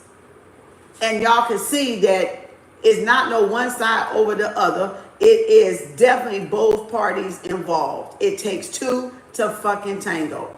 And this is showing it takes two to tango. Doesn't matter who's cheating. Men cheat, women cheat. It doesn't matter who's cheating. It's saying don't point the finger because both sides cheat is what I'm saying. Don't point the finger because both sides cheat. Both sides cheat. We both got healing to do. Both sides have healing to do. All right? Oh my God. Oh my God. Let me finish. Okay. This meant she would have to have, okay, we already read that. Otherwise, his suspicion would be aroused. Consequently, she could not avoid sperm warfare. In any case, her body would not want to miss out on the benefits of promoting such warfare. So having the warfare go on in the body between her, that's why they be discombobulated. That's why they be crazy. Because that's a wound, that's a mind. The wound is a mind and the mind, right? So we got mind, we got the heart, and we got the womb, right? And we got the gut, right? It says, get the females. I confess I had those thoughts, right? See, it says, her best option, therefore, was to make life as easy as possible for her lover's army while still giving it a contest to win with her partner. As events turn out, her body engineered the situation perfectly. And that's why that's why a lot of religions they don't want the women to act like the men because this happens, right? And it's a battlefield for the men to get somebody pregnant so they can bring their genes into the world. So when y'all sleep after men or with your partner and you got another lover on the side, you're lessening that man's potential to have his genes come into the world. His data to come into the world, right? His knowledge, his wisdom, his side, his genealogy. So when y'all doing that, I got the goosebumps. So when y'all doing that, y'all are creating a gender war in your womb and in your mind. And now y'all got scatterbrain. Everything is fluctuating. Y'all out of control. Y'all erratic. You emotional because y'all got this battlefield going on in your womb and it's angry. Because that's y'all setting up the stage, setting up the battlefield, the matrix, because the woman represents the matrix, right? So y'all are setting up the creator's matrix, booby traps. All right. Oh, y'all are waging war. Oh my God. So then who started the first genocide? Who really started it? I'm going spiritual now. Who, I've been spiritual, but now I'm gonna ask spiritual questions. So who's waging genocide? Who's really waging genocide? Sperm warfare, but on the woman's womb board, motherboard, on her womb. Getting the most what? Army. Giving your lover a better chance to win, to impregnate you over your own partner that you chose, because he wouldn't be a long-term partner. You just want his genes. Some data needs to be counseled. Exactly. Exactly. Yep. Wow. Damn. Y'all see how deep that shit is? Y'all see how really deep that is? Like, shit, I love this shit. Good God. This is my shit, yeah. Y'all like, no, you're missing it. You're missing it. If you're closed-minded, because you're missing what he's pointing out that is like a hidden thing, but not a hidden thing. Y'all don't know why y'all was behaving like that. He's trying to tell y'all and show y'all why y'all were behaving like that. Oh my gosh. Woo. Look at here. Look at here. Look at here. Look at here. Let me get on this. Okay. The woman's body initiated its strategy a week before the anticipated infidelity. The woman's body initiated a strategy a week before the anticipated infidelity. So that means you knew you were gonna cheat, because biologically or internally, nocturnally, within, because nocturnal means nighttime, right? It means the dark. It means nighttime. So we're the black. We represent the darkness. So you knew you was gonna cheat a week before. Y'all set up the battle stage. Y'all set up the battle stage between the lover and the partner. Boo-boo. You set up the battle stage. You set up the chessboard. Oh my God. I want to see them coaches talk about this shit. Okay? Oh. Now, come on with it. We in KU classroom, boo. Everybody on the bus, or everybody go under the bus together. So again, everybody on the bus, we're going to sit down and behave on this damn bus, or we going under the bus together. We going under the bus together, or we going to sit down and behave on the motherfucking school bus and the classroom. See what I'm saying? It ain't. Oh my gosh. Whew. Its aim was to allow routine sex with her partner to continue undisturbed, while ensuring that his army would be as small as possible when the troops were eventually called to battle. Her body's technique was first to make her feel like masturbating a day or so before each anticipated routine intercourse, and this strengthened her cervical filter. During each routine sexual episode, it made her feel like having an orgasm during foreplay.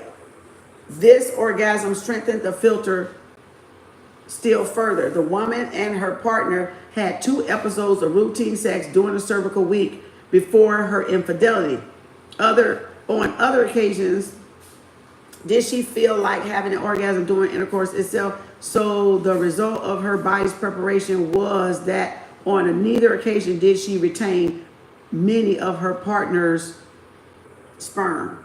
Her nocturnal on Saturday night was a continuation of her body's strategy. There was a strong possibility that her partner would want sex on Saturday night. just before she left on her trip. Now. So how many of y'all, when y'all go out of town, when y'all person go out of town, or when y'all went out of town for a job, y'all hit it? Y'all got it out the way. Your man got it out the way if his ass was cheating, or you got it out the way if your ass was cheating. Right? I'm going to the Bahamas on a girl trip. Let me, okay. It said, I'm just saying, the nocturnal preparation, a strong filter, ensuring that even if he had insisted, she would still have managed to keep down the number of his sperm in her tract. Especially if she also had yet another foreplay orgasm during the episode, as it was, she managed to avoid insemination by her partner on Sunday night. When the woman was eventually inseminated by her lover on Monday night, she contained only a few army of her partner's sperm, just as her body had planned. However, she still had a reasonably powerful cervical filter, not least because of the unnecessary nocturnal on Saturday night. She tried to display the first intercourse with her lover for another day. She tried to delay the first intercourse with her lover for another day to give her partner's army time to decrease in size still further. But her lover would not be put off. Because of the strength of her filter, when she did have sex with her lover for the first time, her body felt like reaching orgasm during intercourse. That way she could correct the mistake of her earlier nocturnal preparation and bypass her filter. Her lover, though, was pursuing a strategy of his own, having been thwarted in his attempt to have sex with her on so many previous occasions. His absolute priority was to ejaculate inside of her. Ooh. When at least she allowed penetration, he ejaculated as quickly as possibly could before she changed her mind yet again and made him withdraw. Oh my God. Oh, it's 12-12. It's 12-12. Angel number 12-12. Angel number 12-12. Angel number 12-12. Oh my God. Oh my God. His urgency prevented her body from bypassing her strong filter during intercourse at first few of his sperm managed to escape from the seminal pool into the cervix. But with this corporation, she climaxed from his caresses 15 minutes later. With the seminal pool still in position, his huge army now bypassed her filter and flooded her cervix and womb. Oh my God. Do y'all hear this? Is y'all hearing this? Like, am I the only one excited? Like, am I the only one excited over here? Like, God damn. Y'all don't hear this? We didn't learn this in school. Can I get a like, share, subscribe, love, tap? Can we get a tap? So I know I'm not talking to myself. Like, can we get a tap somewhere? Did y'all? I need some ice on my forehead. I think I need some ice on my forehead. What? The lover had gotten the best of both worlds, rapid insemination before she changed her mind, and a high level of sperm retention. And she had satisfied her body's urge to collect as many sperm from this man as possible. As long as his army was reasonably competent, he should now easily defeat the remnants of her partner's small and aging army.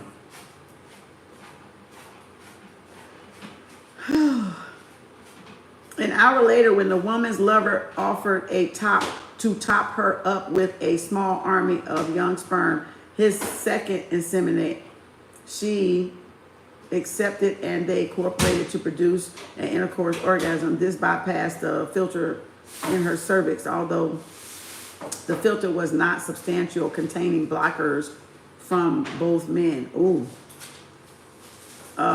With the result that a high proportion of the lover's young small army reached her cervix and womb. The combination of this first relatively huge army and his second small young army had an easy victory while she later slept. You remember in the first, y'all remember in the first chapter, it said they sent out that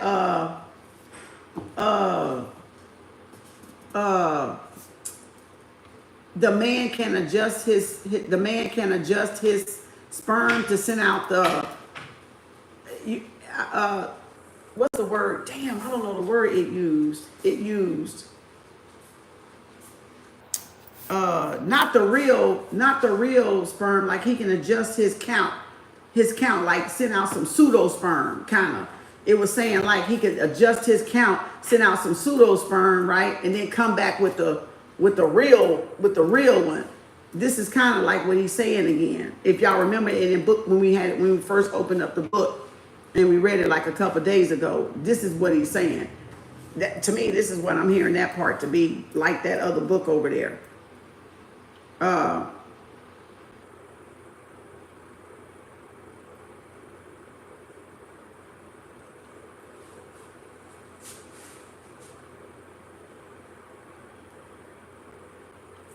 Where was I?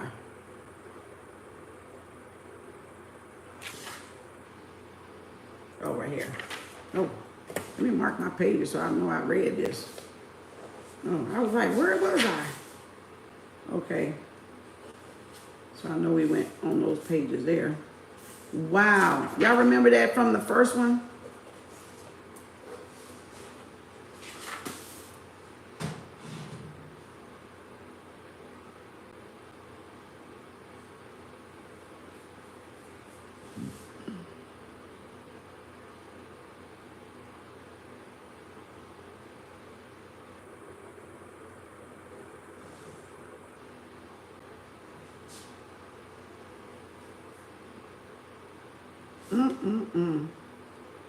Lord have mercy.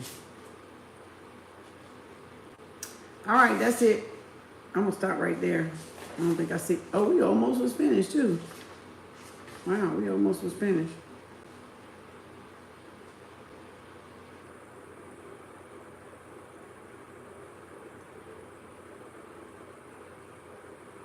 Damn. The really impressive part of a woman's strategy, however, is the way she manages to engineer a strong bias over sperm retention in favor of her lover without betraying any hint of infidelity to her partner. First, she keeps the frequency with which she climaxes during or after intercourse with her partner the same, 22% of intercourses, with whether she is being unfaithful or not. Damn. The second, her main weapon against her partner is to increase her frequency of masturbation and nocturnals, but because her orgasms are secret, the change passes undetected by him.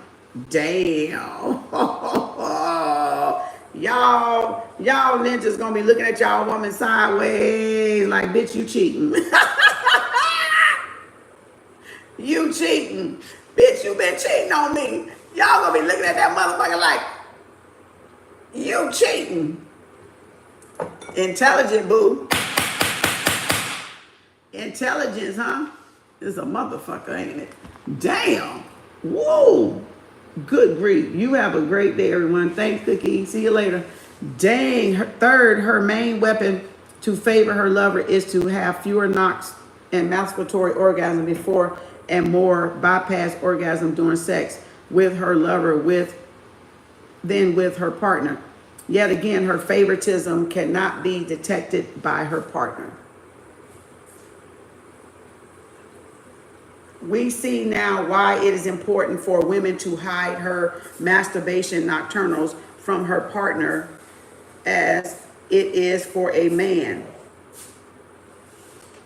If a man knew exactly when and how often his partner masturbates or had nocturnals during their routine sexual activity, any changes in patterns could alert him to the fact that her body might be anticipating fidelity.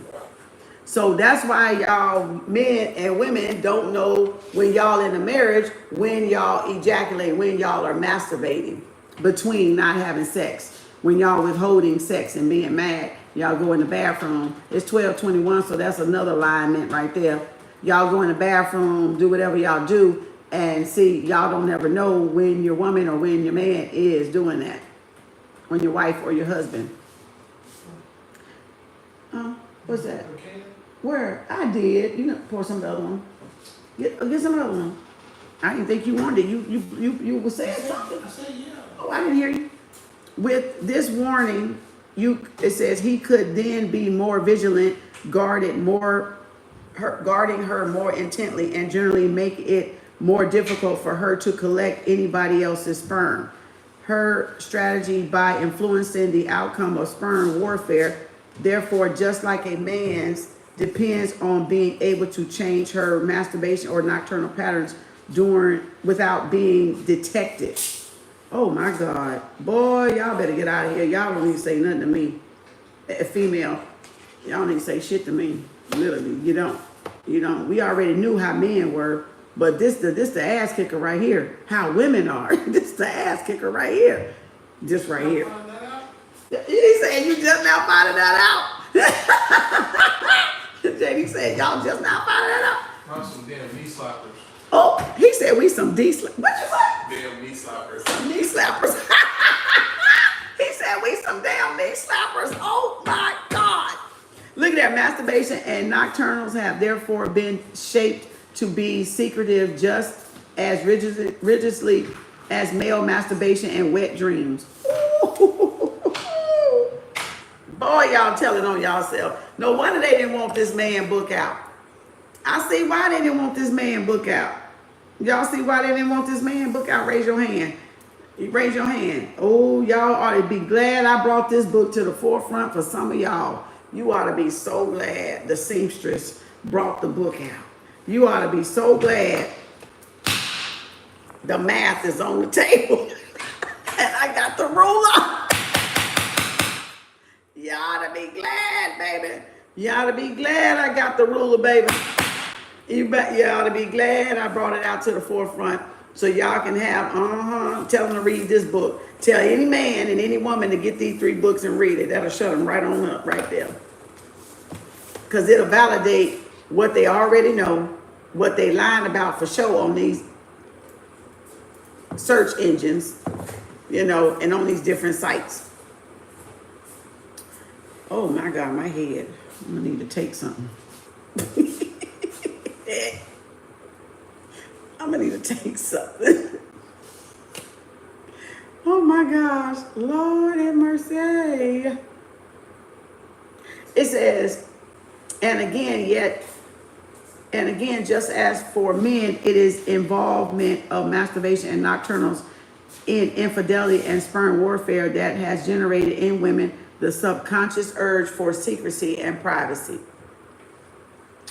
The fact that by and large people do not know each other's masturbation patterns is a testament to the success of that urge. For all the same reasons that we discussed for men, scene 12 to 14, the urge for privacy and secrecy over masturbation shown by most women is often matched by their curiosity, suspension, distaste, and even prejudice regarding the practice in general. Ooh, good God. Y'all, boy, they did not teach y'all this in school. They didn't teach us this in school. Ooh.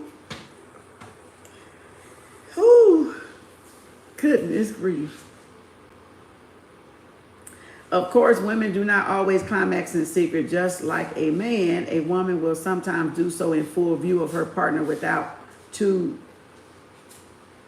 then carrying on to have intercourse. Scene 20. Sometimes she does so by an open display of masturbation, but most often she does so with his help. We have already discussed facts of this situation with respect to oral. Scene 10. But often a man stimulates the woman with only his fingers. Here it is the orgasm itself that is strategically important to both the man and the woman. Not any information the woman wishes to give or the man wishes to collect by smelling and licking her genitals. Whew. Okay. Not any information the woman wishes to give or the man wishes to collect by sniffing and licking her genitals. Same thing with y'all doing it to him to get that information, right? Such open orgasm without intercourse immediately following have exactly the same consequences for sperm retention as a woman private masturbation and nocturnals. Studies show that all three have an equally strengthening effect on her cervical filter, particularly if at orgasm she still has a large population of sperm in her cervical crypt. It says the result is that all three reduce sperm retention at her next insemination, even if this does not happen until days later. For a man, there is an element of reassurance in seeing or helping his partner have such an orgasm. His subconscious mind registered that if she does not have sex with another man over the next day or so, for example, through infidelity or rape, at least she starts that intercourse with a strong filter, and any army placed in her track will be reduced. Of course, the man's ploy is not infallible, and his partner can render his preparation effectual by having a bypass orgasm with the other man. Moreover, if, as is most likely, her next intercourse is with her partner, his preparation will have more counterproductive. He will have strengthened her filter against himself. Oh, God.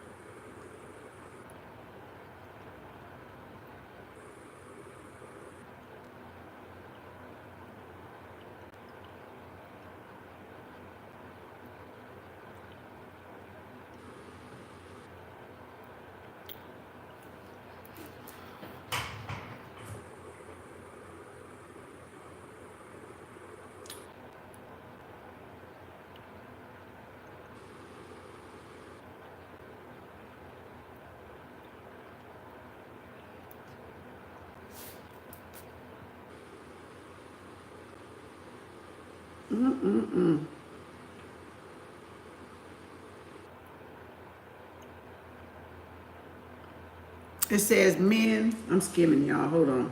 It says men have to learn many things from the basis of penetration of the subtleties of a woman's orgasm. Women have to learn how to climax, how to encourage men to help them do so, and when and how to fake it.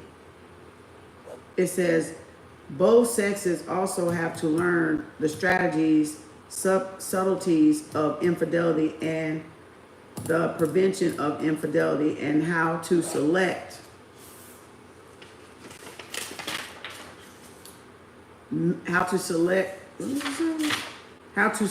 a mate, how to court and reduce the selected mate, as well as how to avoid unwanted attention.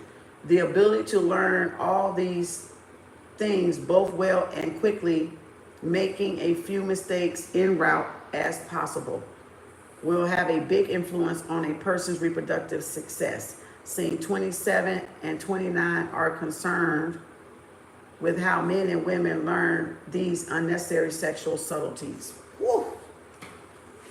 This one says practice makes quite good, learning the gropes. Oh Lord, chapter 9. You may do that one and then I'm gonna put this book up. Oh Lord, y'all can read the rest on y'all own after this. This book gave me a damn headache. Golly. This one and this one gave me a damn headache for sure. And it's rare. I don't even get headaches when I read, but goddamn, this one got my goddamn head hurting. These last two got my head hurting. Trying to break all this shit down. Oh God, Lord, have mercy. And we're gonna do sperm wars. We're gonna do chapter 3, chapter 9. We're gonna do chapter 3, sperm wars. We're gonna do learning the gropes. And we're gonna do, let me see which one we're gonna do next in this one. Correcting mistakes. I don't know if we're gonna do 2 correcting the mistakes. Let me see.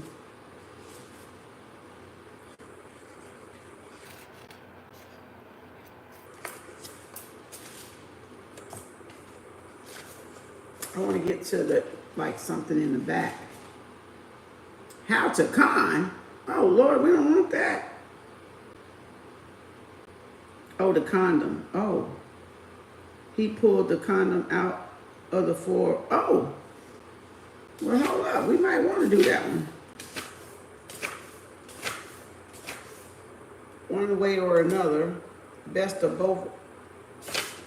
We're going to do both of them. Best of both worlds. And we're going to do how to con. Let me see. I might take this off of here. I don't think I want to do this. And I don't think I want to do this. Okay, we're going to do these 2 next. So we got our pages for next. We got our pages for the next read. And then that's it. And y'all can read the rest on your own if y'all want to get the book. I will put the links below. If y'all want to order these 3 series, because they like a series, by Robin Baker, Ph.D., a doctor, not somebody that just going off of their sexual own experiences. This is a doctor. I'm assuming he did scenes, cases, case studies on these different behaviors. They watched couples or they, whatever they did, I don't even know how they went about it. I mean, but I'm just saying. So again, that's the books if y'all want to get them. All right, we're going to be having book study again next week. Okay, infidelity, sexual conflict, and the other bedroom battles. The evolution of logic, the evolutionary logic of love and lust. And sperm wars, the science of fried eggs. I call it fried eggs. Okay, wow. I swear that got my head hurting. Whew. That was potent. That was some potent information right there. Oh, that had my head hurting. Where's my pillow at? I need my pillow. Cause my head hurting. Everybody enjoy that? Give me a like. Give me a like. Give me a tap. Give me a heart. Give me a share. Everybody enjoyed that? Probably not, huh? I told y'all had to have a strong stomach. It was going to offend some of y'all if you wasn't open-minded. But these are the topics, y'all, we need to educate ourselves on, because with all this ignorance about the opposite and pointing the finger when we don't even have information, that's ignorance. That's ignorance. To be sitting out here pointing fingers. It's 1, 2, 3, 4, angel number 1, 2, 3, 4. I feel like it's just ignorant to be pointing fingers at everybody when we don't read to see what really is, to learn about our bodies and learn our behaviors and characteristics and stuff. But we just ready to just, oh, this is that and this is that, like what we say is the truth or it's set in stone. No, it's the truth for the individual, maybe by their experiences with men or women. But that's not what the book is even just going into detail as to why women cheat, why men cheat, how they get away with cheating, how they're picking their mates, over their lovers and stuff to have babies by while they're married because they want the genes, they want the genetics. They want the genetics. So it now y'all know why y'all doing it and not just pointing finger at these men talking about they bad guys, they lied to me. Well, shit, look like in that book y'all be doing some lying too. Shit, make it make sense. And that's what I wanted to bring awareness to, because it was just too many women jumping on a bandwagon that men is this and they narcissists and they this. Now y'all see that you got narcissist women out there. Now y'all see that you got deceptive women out there from the get-go. And some of y'all still married to these same women. They cheating on y'all and y'all don't even know it. Some of y'all you're still with these men and they cheating on you and you don't even know it. I'm just saying, call the kettle black. Call a spade a spade. So again, that's, I just wanted to bring awareness so y'all can start educating yourself and stop just signing on a bandwagon half-ass because a woman says a man, they narcissist, they mean, they this, they that, they did. Okay, well, what about women? When have you known any woman to be perfect? When have you known any man to be perfect? Okay then, case solved. Courtroom, classrooms adjourned.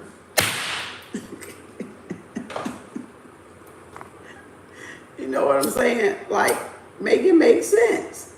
Make it make sense.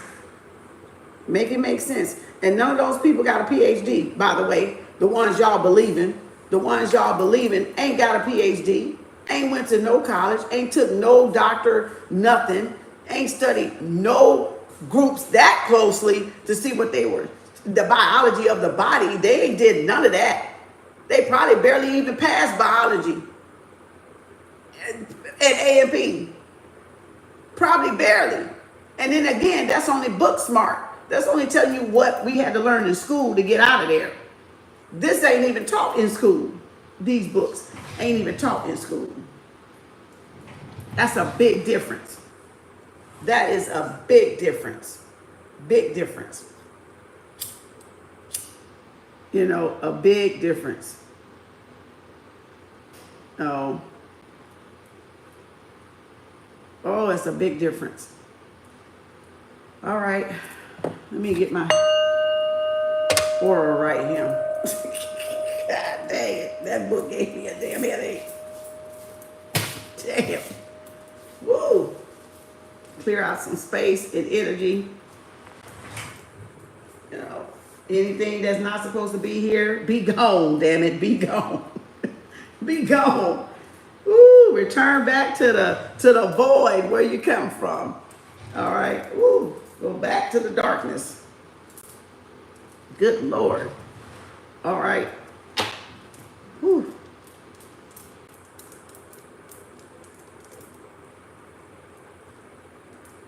Oh. It's palo, it's for cleansing the air, because that book was pretty intense. The room cleanse the space. It's for cleansing energy. Protection.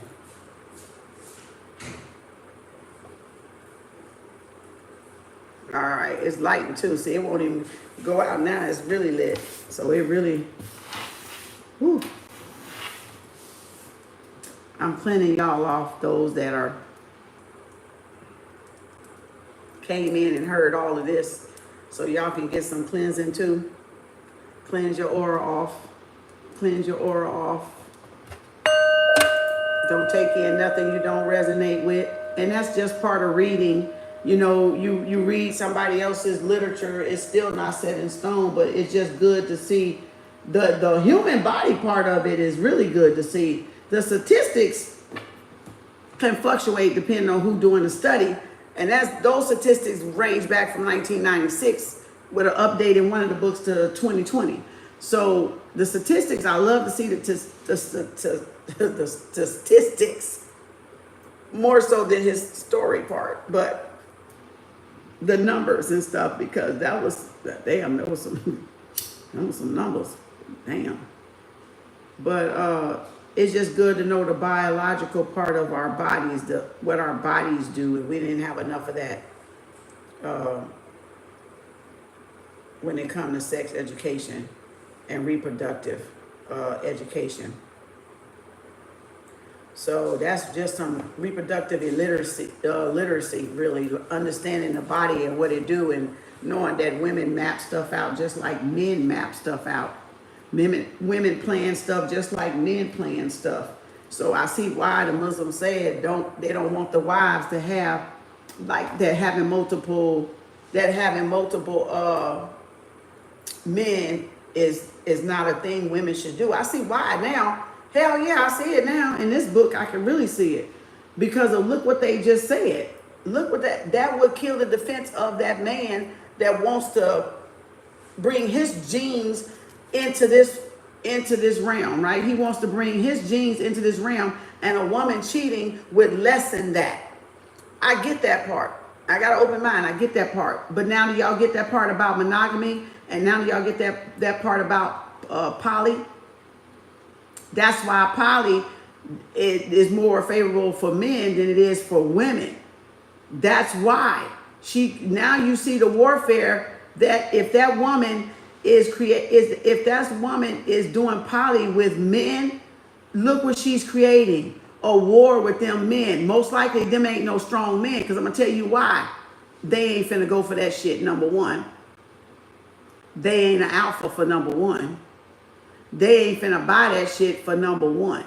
Okay? Now, they might be a beta, a softie, that they don't really care, or they might be the buy thing. They could be the buy thing too.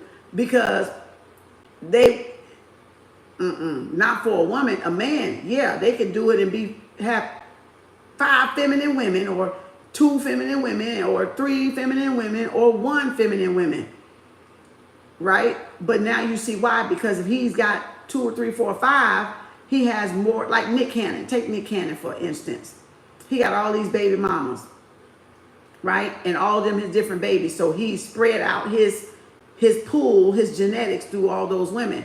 Now say if those women had all those men, she would be creating a war inside her womb. It'll be a war zone inside of her womb over who's gonna be getting the gene in and all this stuff. And now I see why they say they don't want their women to be in the ones, what do you call it? What's the word I'm trying to say? Why they say why they say women can't act like men. I guess that's what I'm trying to say. And be able to sleep around. Because if the man know he's sleeping around, if Nick Cannon knows he's sleeping around with all those 25 women, he most likely know all of them is his babies. But if a woman is sleeping around, a man doesn't know if that's his baby or not, because you can still be trying to get a baby by this other person per the genetics. Go back and listen to the whole thing, y'all. Oh my God, this makes sense. It makes sense why we can't be around here acting like fucking men. It makes sense. Because each man is trying to get their genes across. Trying to get their genealogy, their ancestry or whatever to come into this realm, right? Their side of the gene pool. And it causes a sperm warfare with multiple men inside of a woman's womb. Whether she's married or whether she's just single and sleeping around with different men, it still creates sperm warfare when y'all act like that, promiscuous women going after different men and creating that war. And again, the man can adjust. Like he said, the man can adjust theirs to send out the blank army. Okay, the blank sperm, so to speak, before they send out the real one, right? The ones that can just, fight, do a little warring, and he ain't afraid to lose those, but he ain't sending out the good gene. He makes the adjustment. Oh, ugly. Baby, I know this flew over some people's head. This probably flew over some people's head, probably. Because that shit was deep. That stuff was deep. It really was deep. It really was deep. And that's why women, y'all shouldn't be out here doing that. And if you're not brave enough to tell that man that's not his baby, then why are you doing it? If you're not brave enough to tell him, oh, I, did this and I got pregnant by another man, then why are you doing it? Because your body picked it out. You planned it. He just said you planned it. He just said you planned it. He just said you planned it. That's what the book said. That's what the book said. That's what the book said. I'm just saying what the book said. Who enjoyed that book club? Whew.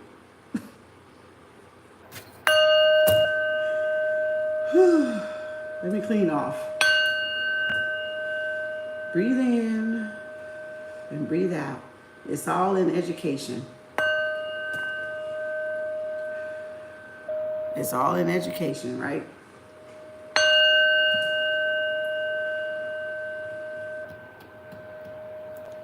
One more. Voila.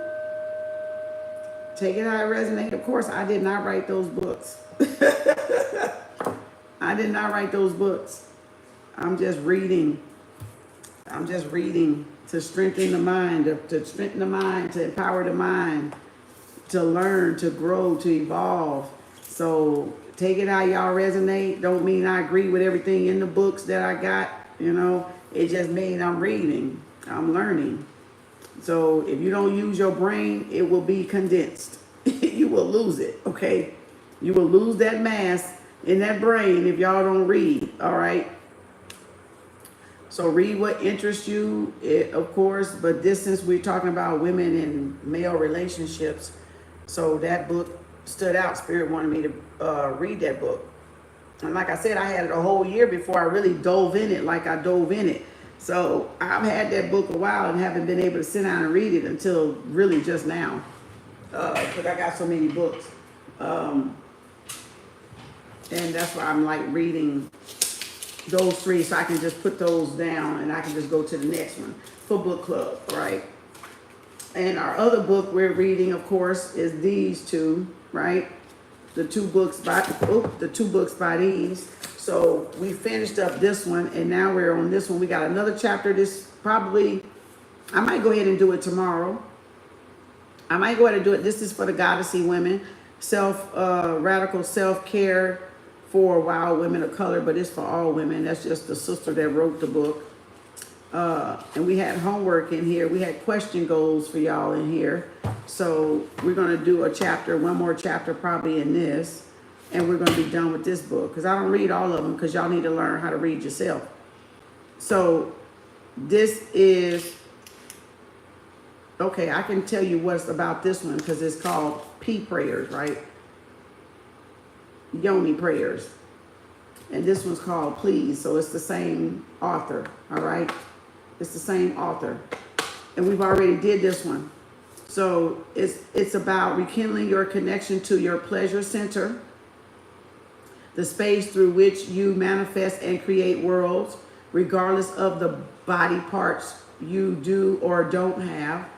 These pages will speak to you to the unique experience of women of color in order to help them heal from trauma and learn how to powerfully conjure up a life that is dripping with sweetness. All by getting in touch with the one part of yourself that was divinely designed for pleasure. That's your yoni, your Tinkerbell, okay? And then this one is a new kind of self-care. So this one, Please, is about prioritizing and pursuing pleasure as a means of radical, intentional, and transformative self-care. These pages speak to the way in which women of color, all women, have been disconnected from our bodies and well-being, learning what it means to put ourselves first and exploring what truly brings us joy, ease, peace, comfort, and satisfaction. Discover the power of pleasure through tools and techniques that can help you manifest the juicy, delicious life you crave. So this is Black Girl Bliss, from Black Girl Bliss. Pleasure. And this one's a new kind of sex education, sex ed. So Okay, so that's the next. We're gonna finish up this book. We already finished up this book. You can find the playlist on my YouTube channel. My book club will be on my playlist.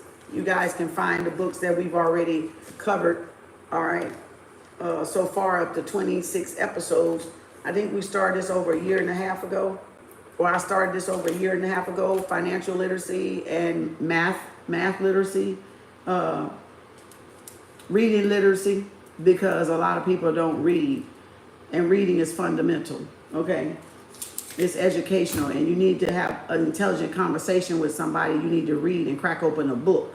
All right, not just watch Housewives of Atlanta and Bachelorette. You know, most men don't care about that. If they're a man of substance and a woman of substance, they don't care about that shit. Them reality shows, because they understand exactly what it is, a goddamn reality show. Fake. So, hope that'll help y'all learn. That was good. Thank you, Tammy. Hey, Ash. You learned more? Good. So, thank you. Appreciate it.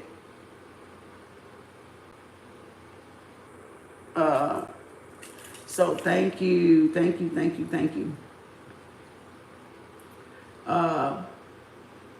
So, appreciate y'all. Hope y'all learned a lot. Share it. If you got anything, you can go. I'm going to put the Amazon link below the thing where the book is. So if y'all want to order those 5 books, y'all can, and more books, because I'm going to be doing some more books. All right. So I got a list of them on Amazon. You can put in your cart and buy for later. Okay. Books is good. Read. So your mind don't shrink up on you, and you be dumbed down with all this technical device, because nobody want to put a real book in their hand. Get y'all some books. I'm going to tell you why. I'm going to tell you why. Because if y'all let them control, social media, books, and they can do whatever they want and manipulate whatever they want and leave out the most important parts that you need to grow and elevate and change your life for the better, you're going to be washed down. You're going to be watered down. You're going to be dumbed down. And then all they got to do is hit that grid one time. Oh, lights out for everybody. You can't read a goddamn thing. You can't do a research on nothing. You don't have no way to recall that information, because at the same time, social media is shortening your attention span. It's making all those TikToks, all those minute videos, is training your mindset to be that short. So y'all got to understand, the plan is greater than what y'all think the plan is. So you got to have to read some books so you can exercise your mind and keep your mind active and stimulated in a growth way, not in a shrinkage way, with all this flipping and not using your hand, which is why we got affirmations, so y'all can use your hand, and in books so you can have something in your hand, physical and tangible to look. If they say lights out, shit, you can still read during the daytime. But if they say lights out and y'all don't have books in your home to keep you occupied, you're going to lose your mind. You're going to go crazy looking at them walls, because you ain't going to have nothing to do. Nothing to watch. Be careful on social media, because it will shorten your attention span. For real. Listen what they doing. 3 minutes, 1 minute, 3 minutes, 10 minutes. 1 minute video, 3 minute video, 10-minute video. And y'all do this all day, every day. You want the quickest answer. This takes reading to get to an answer or a solution, because I got to read these pages. So I got to sit with this for 2 weeks maybe and read this book. See the difference? 1 minute, 3 minute, 10 minutes, 2 weeks. With books like that, a month or more, 2 months. Right? Because I like to break shit down and really understand what I'm reading, rather than just skim. I can skim through pages real quick, but no, I want to digest what I'm reading. I want to see the lesson in what what he's saying and what it go with my life, if it go with my life at all, or anybody else's life, right? To see how other people think is good, because it strikes up your ideals, your thought process, your critical thinking. Reading taps into that critical thinking, being able to think for yourself, not rely on other people's answers. That's what TikTok and all the rest of them do. It make y'all rely on other people's answers instead of y'all reading and coming into your own conclusion, your own self-opinion, and then trusting that own opinion over what other people say. Because like I said, they ain't showing books most of the time. They just talking. They just putting out content. They're not trying to teach y'all nothing or tell y'all where to go to get the information or why the hell they keep even saying what they saying or coming up with what they saying. Y'all just going for it. No, you don't just go for it. No. Get you a book in your life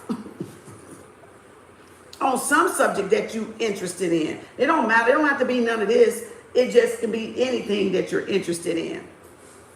It don't matter. If it's on putting cars together, building an engine, it doesn't matter what the subject is. Just get you some books in your life on some subject so you can exercise that brain. Because it's going to shrink on a lot of people. It's going to really shrink on a lot of people. Because they out there partying and not reading. They out there not even growing and developing like they supposed to be, which is why a lot of them is ignorant as fuck. That's why. They can't hold a motherfucking conversation. Don't know the continents. Don't even know where America is. Don't even know shit. The continents. The continents. They don't know what's a continent. They don't even know what a motherfucker is. Because they stopped reading. They got out and they stopped reading. So now the information level, the IQ is just dwindling down. They can't remember. It's back there in the storage department somewhere. Yeah, if they remember it. If they didn't cheat their way through school and university and pay for people taking their damn tests. You know, there's a lot of people did just that, which shows the way the world is ran today on most parts. Is people didn't finish school themselves. They paid their way through school. They paid people to take their tests and do their homework and write their papers. And we all know that's the truth. And that's part of the people with these degrees that y'all be going in there seeing and talking to. I'm just saying. All right, hope y'all read. Still love you, but hey, we gonna read over here. We do reading. Reading, writing, and motherfucking arithmetic. And journaling. We do it over here. I don't know about nobody else. But we do it over here.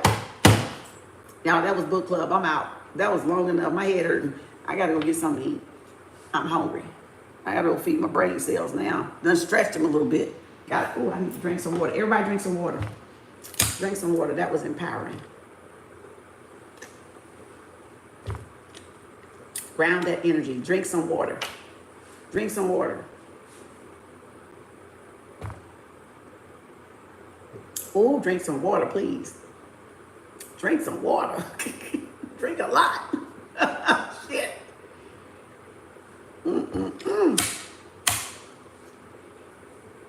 That was high vibratory. That was high level. Because it even got my head confused. Oh, it was good today. Thank you, Crystal. Thank you. Thank you. So I hope y'all like it, enjoy it, share it. If not, I'll see y'all back next week for these 3 books. And then I'm putting them bitches down because that thing hurt my head. And then I'm going to finish up this one tomorrow on my YouTube channel. Dang. I'm burping. And then we'll pick out our next book club book. All right? Is that a deal? Is that a deal? Is that a deal? Everybody got a deal? Shake hands. I'm just playing with y'all. Peace, love, and harmony, y'all. Peace. See y'all later. Thank you, moderators. See y'all later.